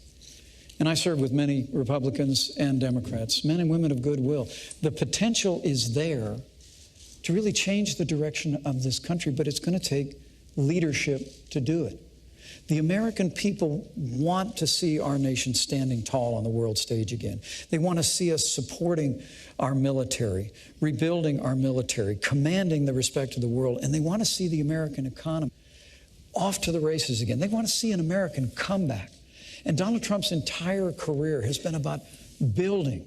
It's going through hardship just like a business person does and finding a way through smarts and ingenuity and resilience to fight forward. And when Donald Trump becomes president of the United States, we're going to have a stronger America. When you hear him say he wants to make America great again, when we do that, I truly do believe the American people are going to be standing taller. They're going to see that real change can happen after decades of just talking about it. And when that happens, the American people are going to stand tall, stand together, and we'll have the kind of unity that's been missing for way too long. All right, gentlemen, thank you so much. This concludes the vice presidential debate. My thanks to the candidates, the commission, and to you for watching. Please tune in this Sunday for the second presidential debate at Washington University in St. Louis and the final debate on October 19th at the University of Nevada, Las Vegas. From Farmville, Virginia, I'm Elaine Quijano of CBS News. Good night. And so concludes the 90-minute battle between the number 2, the vice presidential candidates, in a spirited exchange at times, seated, unlike what we saw a week ago in the presidential debate. I'm Lester Holt in New York. Senator Kaine, if you will, being the aggressor in this case, and certainly Mike Pence seem to be sticking more to policy issues and defending Trump policies. I'm here with Savannah Guthrie, Tom Brokaw, Chuck Todd, and Nicole Wallace joins us now, NBC Political Analyst. Good to have you both here. Your first thoughts? You know, I thought it was very interesting. I mean, Kaine is probably going to get dinged for interrupting and seeming overeager at points during the debate. He did land quite a few punches against Pence, but I think the question will be whether or not with all that overtalk and all that confusion, people really heard those zingers. Then you have Pence, who did an able job of talking about what's wrong with the Hillary Clinton ticket. But when asked at a point-by-point level to kind of defend some of the things that Donald Trump said, he didn't do that. So I think this may just go down in the long and storied history of VP debates that don't move the needle all that much when it's all said and done. Chuck? Look, these were two professional politicians. They both prepped. So this was as normal of a debate as you could expect to see if we had if you had conventional candidates at the top of the ticket. Mike Pence did Mike Pence a lot of good tonight. Probably did more good for himself than Tim Kaine did for himself. But that isn't what tonight was about. It was about Donald Trump and Hillary Clinton. And Kaine, and I'm with Savannah here, his style might be off-putting to some, but he was relentless. And he was hitting Trump left and right, probably used Trump's name a heck of a lot more than Pence ever said with Clinton. And Mike Pence defended as much as he could, and then at times just sort of walked away. I think it came across well on television. The question is, does it hold up well post-debate? Because he let a lot of charges go unanswered tonight. Tom Brooke. Well, I thought the two of them handled their briefs very well. I mean, I thought that the articulation of Vice President, the Vice Presidential candidate on the Democratic side, Senator Kaine, he did interfere too much, but the fact is he defended her and went right after Donald Trump on the vulnerabilities of no taxes, the Putin relationship that he keeps talking about, and all those other areas that are getting so much attention. Pence, I think we all agree, did a remarkably good job given the circumstances that he was under. He acted as if Donald Trump was a great champion of the Republican Party. Then I was thinking in my own mind, all the Republicans who have not endorsed Donald Trump. I thought that was a missed opportunity. Including Mike Pence. Yeah, in the I thought that primary. was a missed opportunity, frankly, for Senator Kaine. My favorite line of the night was that somebody was tweeting, Tim Kaine's running for vice president in 2016. Mike Pence was running for president in 2020. Well, and let's go to that point with Nicole Wallace. At times, Kaine kept trying to bring it back to the provocative statements, the gaffes, the insults, and calling on Pence to defend, and he didn't. Was that the game plan, you think, going in? Well, listen, I think we've entered the water cooler phase of this campaign, and we all absorbed tonight like the people that we are. We've watched every tick and every turn of the entire primary, so we know that Pence had chosen Cruz over Trump in the primary. But if you're just tuning into this campaign, we've sort of entered the phase where the SNL caricature and what actually happens get blurred into one, and what actually happened tonight is that Pence was the statesman on the stage. He was sort of the inheritor of the Reagan-esque mantle. He sat there, and what people saw if they tuned in was a very able and a very elegant representative of the Trump-Pence ticket. What they saw in Kaine was a bit of a twit.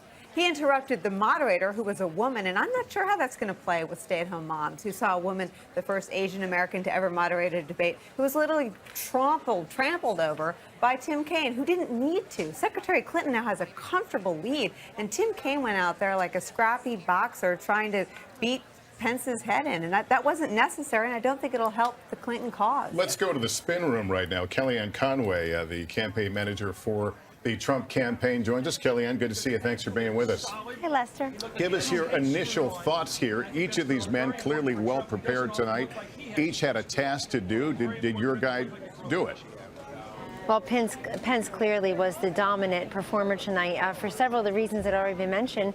And the other reason is very clear. He tried to stick to the issues, and I have to agree completely with Nicole Wallace. I think tonight the Clinton campaign will regret saying words like unhinged or interrupter or sexist when you had Tim Kaine interrupting both Mike Pence and the female moderator. We lost count over there in the hold room on the Trump-Pence campaign. But I think you also see tonight the beginnings of what Donald Trump has promised as president, which is he said he will hire the best people. His very first choice, showing his judgment and his leadership, Mike Pence is his running mate. And I like the fact that Mike Pence tonight, sure, people wanted him to defend Donald Trump and what their ticket stands for, Lester, but he also was able to get in his record as Indiana governor, which is really impressive. People always say they like chief executives. And here we've got a businessman who's been a chief executive and his running mate who's cut taxes for individuals and employers in Indiana, who's cut the employment rate in half. He's expanded school choice and charters there. He's brought manufacturing jobs. And it's been incredibly incredibly robust record in Indiana. So I think Mike Pence got the better of Tim Kaine tonight, and I can't imagine after Bill Clinton has stepped on Hillary Clinton's message, and now Tim Kaine has sort of not done her many favors tonight, how she's feeling. Kellyanne, let me ask you, though, Senator Kaine continued to bring up the gaffes, the insults that Donald Trump has well documented, has said before, and Governor Pence didn't defend. Why not?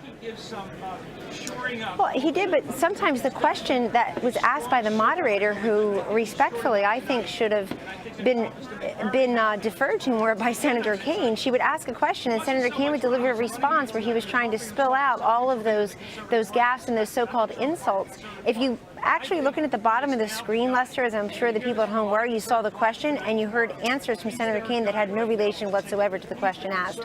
So but I believe what Mike Pence, one of his finest moments tonight in answering that question, Lester, is when Governor Pence said, "Excuse me, Senator Kaine, you and Hillary Clinton are going to talk about an insult-ridden campaign when you've insulted tens of millions of Americans by calling them all a basket of deplorables. They're irredeemable." And I would add on to that her most recently revealed insult of the Sanders supporters. So you add together the tens of millions that support Trump and Pence and the over 10 million, the 22 states that certainly Bernie Sanders beat her in, and you're up to like 30-35% of the country Let me bring that Savannah Hillary in Clinton this. just seems to have disdain for. But Kellyanne, to Lester's point here, and I think you just did the Pence pivot very well yourself, we saw him over and over again do that pivot to put it back onto Hillary Clinton to talk about, well, is her insult about basket of deplorables worse?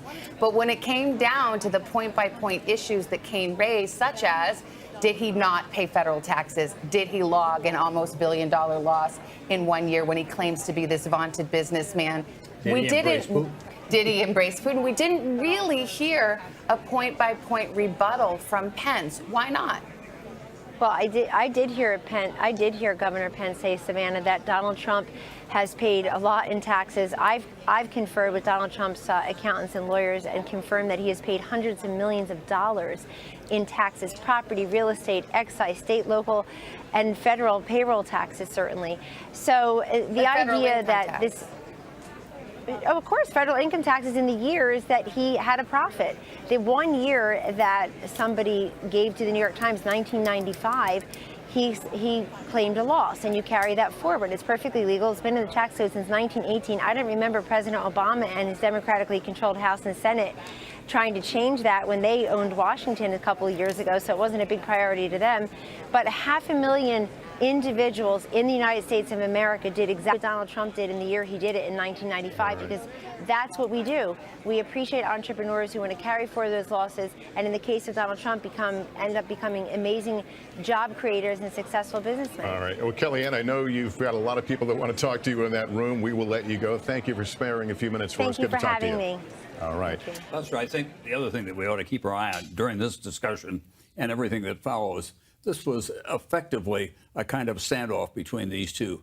It's not going to change the presidential race. The next two debates between the principals will really be what makes the difference in this presidential race.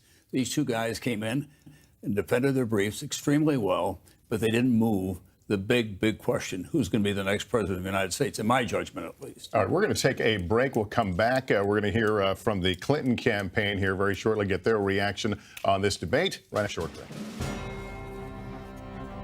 The Trump plan is a different plan. It's a you're fired plan, and there's two key elements to it. First, Donald Trump said wages are too high. And both Donald Trump and Mike Pence think we ought to eliminate the federal minimum wage. Mike Pence, when he was in Congress, voted against raising the minimum wage above $5.15. And he has been a one-man bulwark against minimum wage increases in Indiana. The second component of the plan is massive tax breaks for the very top. Trillions of dollars of tax breaks for people just like Donald Trump. The problem with this, Elaine, is that's exactly what we did 10 years ago, and it put the economy into the deepest recession since the 1930s. Independent analysts say the Clinton plan would grow the economy by 10.5 million jobs. The Trump plan would cost 3.5 million jobs. And Donald Trump, why would he do this? Because his tax plan basically helps him. And if he ever met his promise, and he gave his tax returns to the American public like he said he would, we would see just how much his economic plan is really a Trump first plan. On that point, Governor Pence, recently the New York Times released part of Mr. Trump's 1995 tax return and reported that he could have avoided paying federal income taxes for years. Yesterday, Mr. Trump said he brilliantly used the laws to pay as little tax as legally possible. Does that seem fair to you? Well, first, let me say I appreciated the "you're hired, you're fired" thing, Senator. You used that a whole lot, and I think your running mate used a lot of pre-done lines. Look, what you all just heard out there is more taxes, $2 trillion in more spending, more deficits, more debt, more government. And if you think that's all working, then you look at the other side of the table.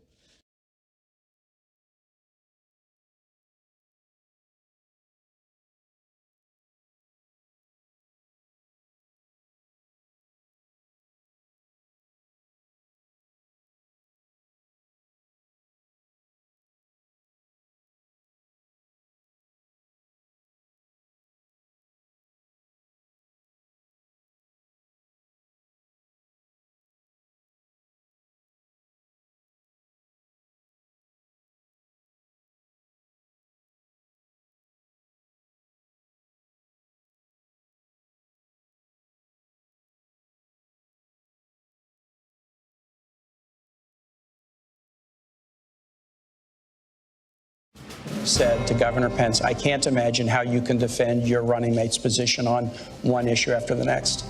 And in all 6 cases, he's refused to defend running mate's. No, don't put words in my mouth. All right. And yet, he is asking everybody to vote for somebody that he cannot defend. And I just think that should be underlined. All right, gentlemen, let's talk about Russia. I'm very, this is very a topic happy that to has come defend up. Donald Trump. I will If give he you an wants to take opportunity these one to at a do time, that. I'll take them one at a time. One of the moments we've witnessed in this debate a short while ago. We're back with more of our coverage of the vice presidential debate, the instant fallout, and what's next in this wild campaign.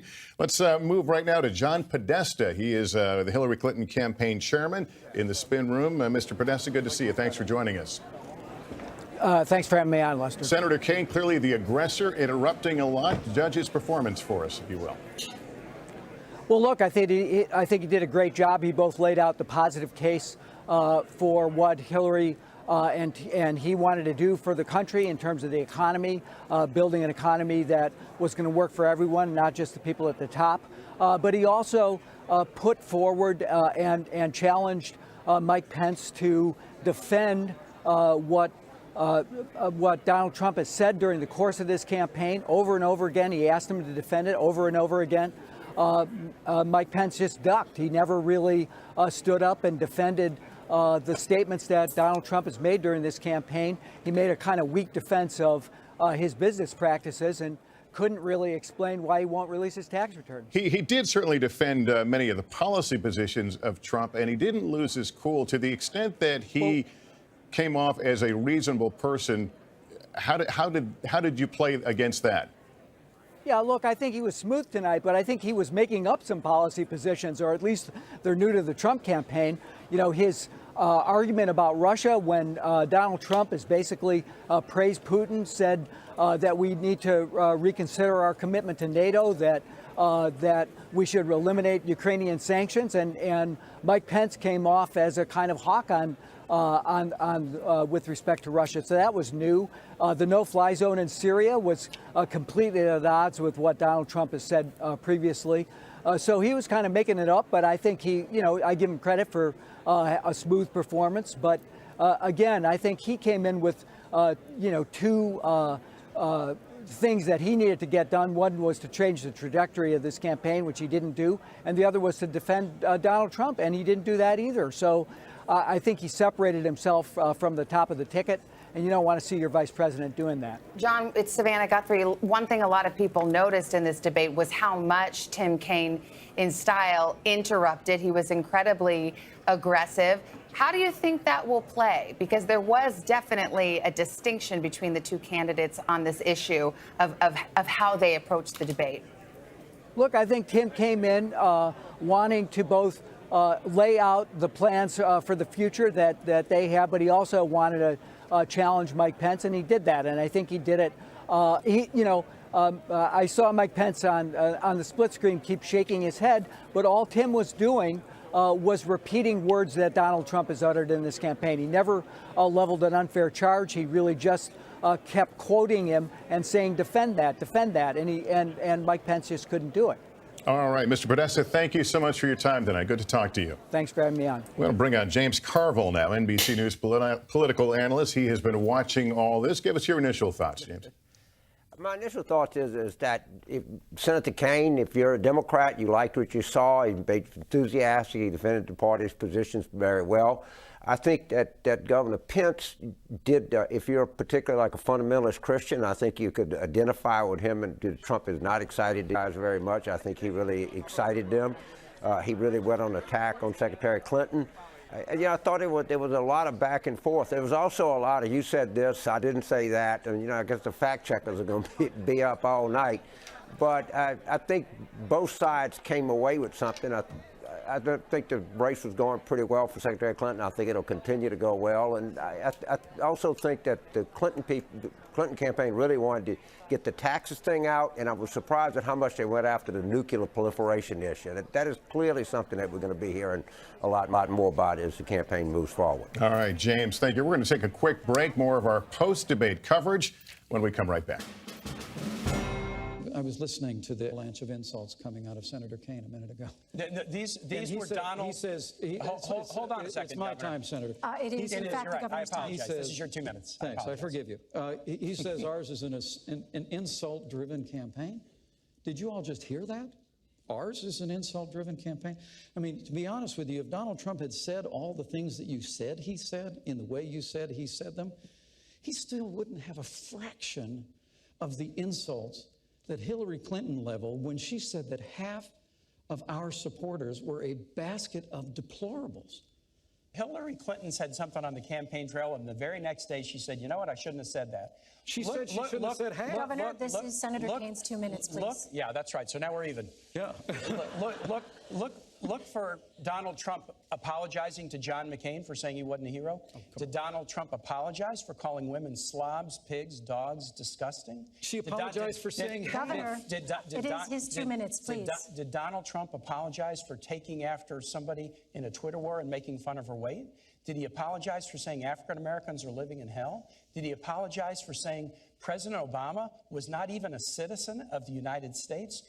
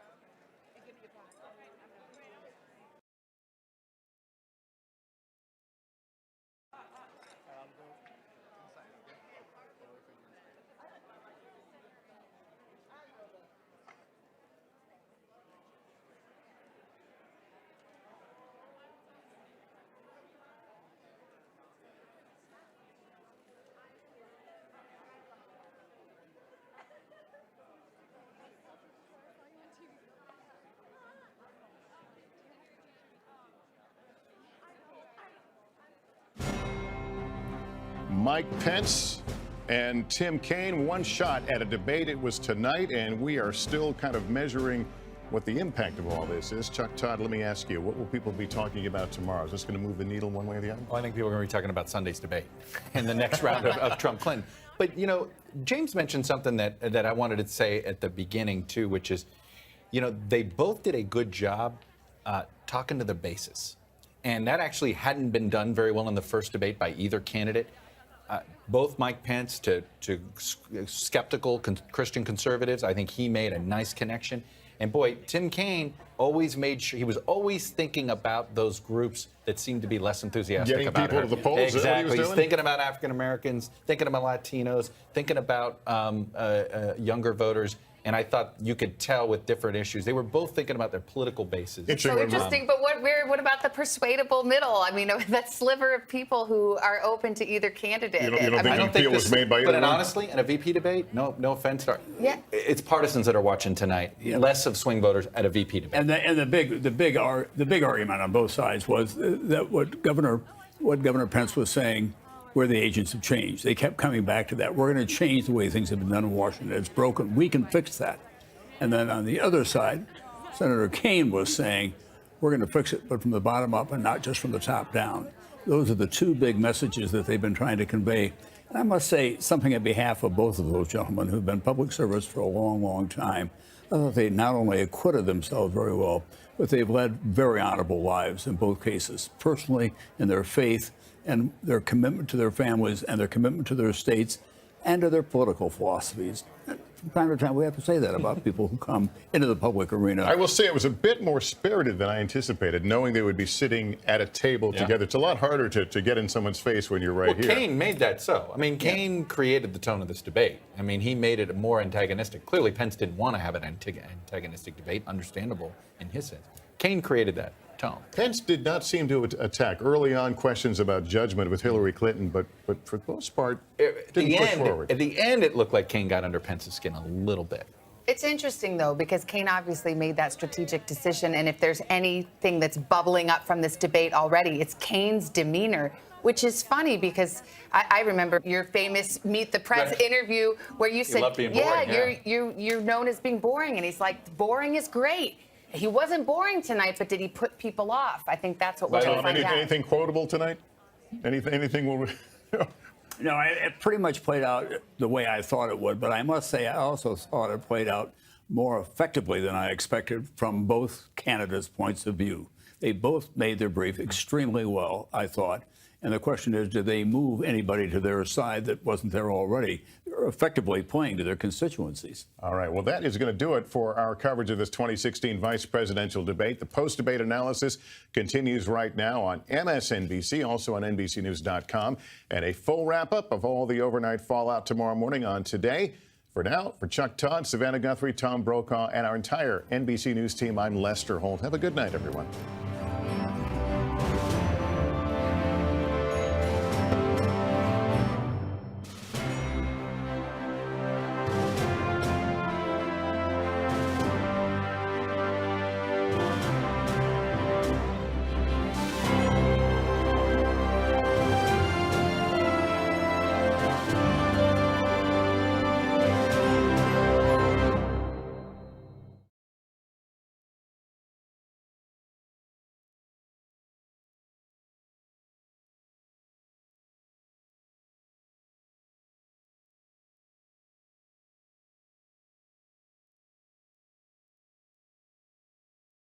Good evening from Longwood University in Farmville, Virginia, and welcome to the first and only vice presidential debate of 2016, sponsored by the Commission on Presidential Debates. I'm Elaine Quijano, anchor at CBSN and correspondent for CBS News. It's an honor to moderate this debate between Senator Tim Kaine and Governor Mike Pence. Both are longtime public servants who are also proud fathers of sons serving in the U.S. Marines. The campaigns have agreed to the rules of this 90-minute debate. There will be 9 different segments covering domestic and foreign policy issues. Each segment will begin with a question to both candidates, who will each have 2 minutes to answer. Then I'll ask follow-up questions to facilitate a discussion between the candidates.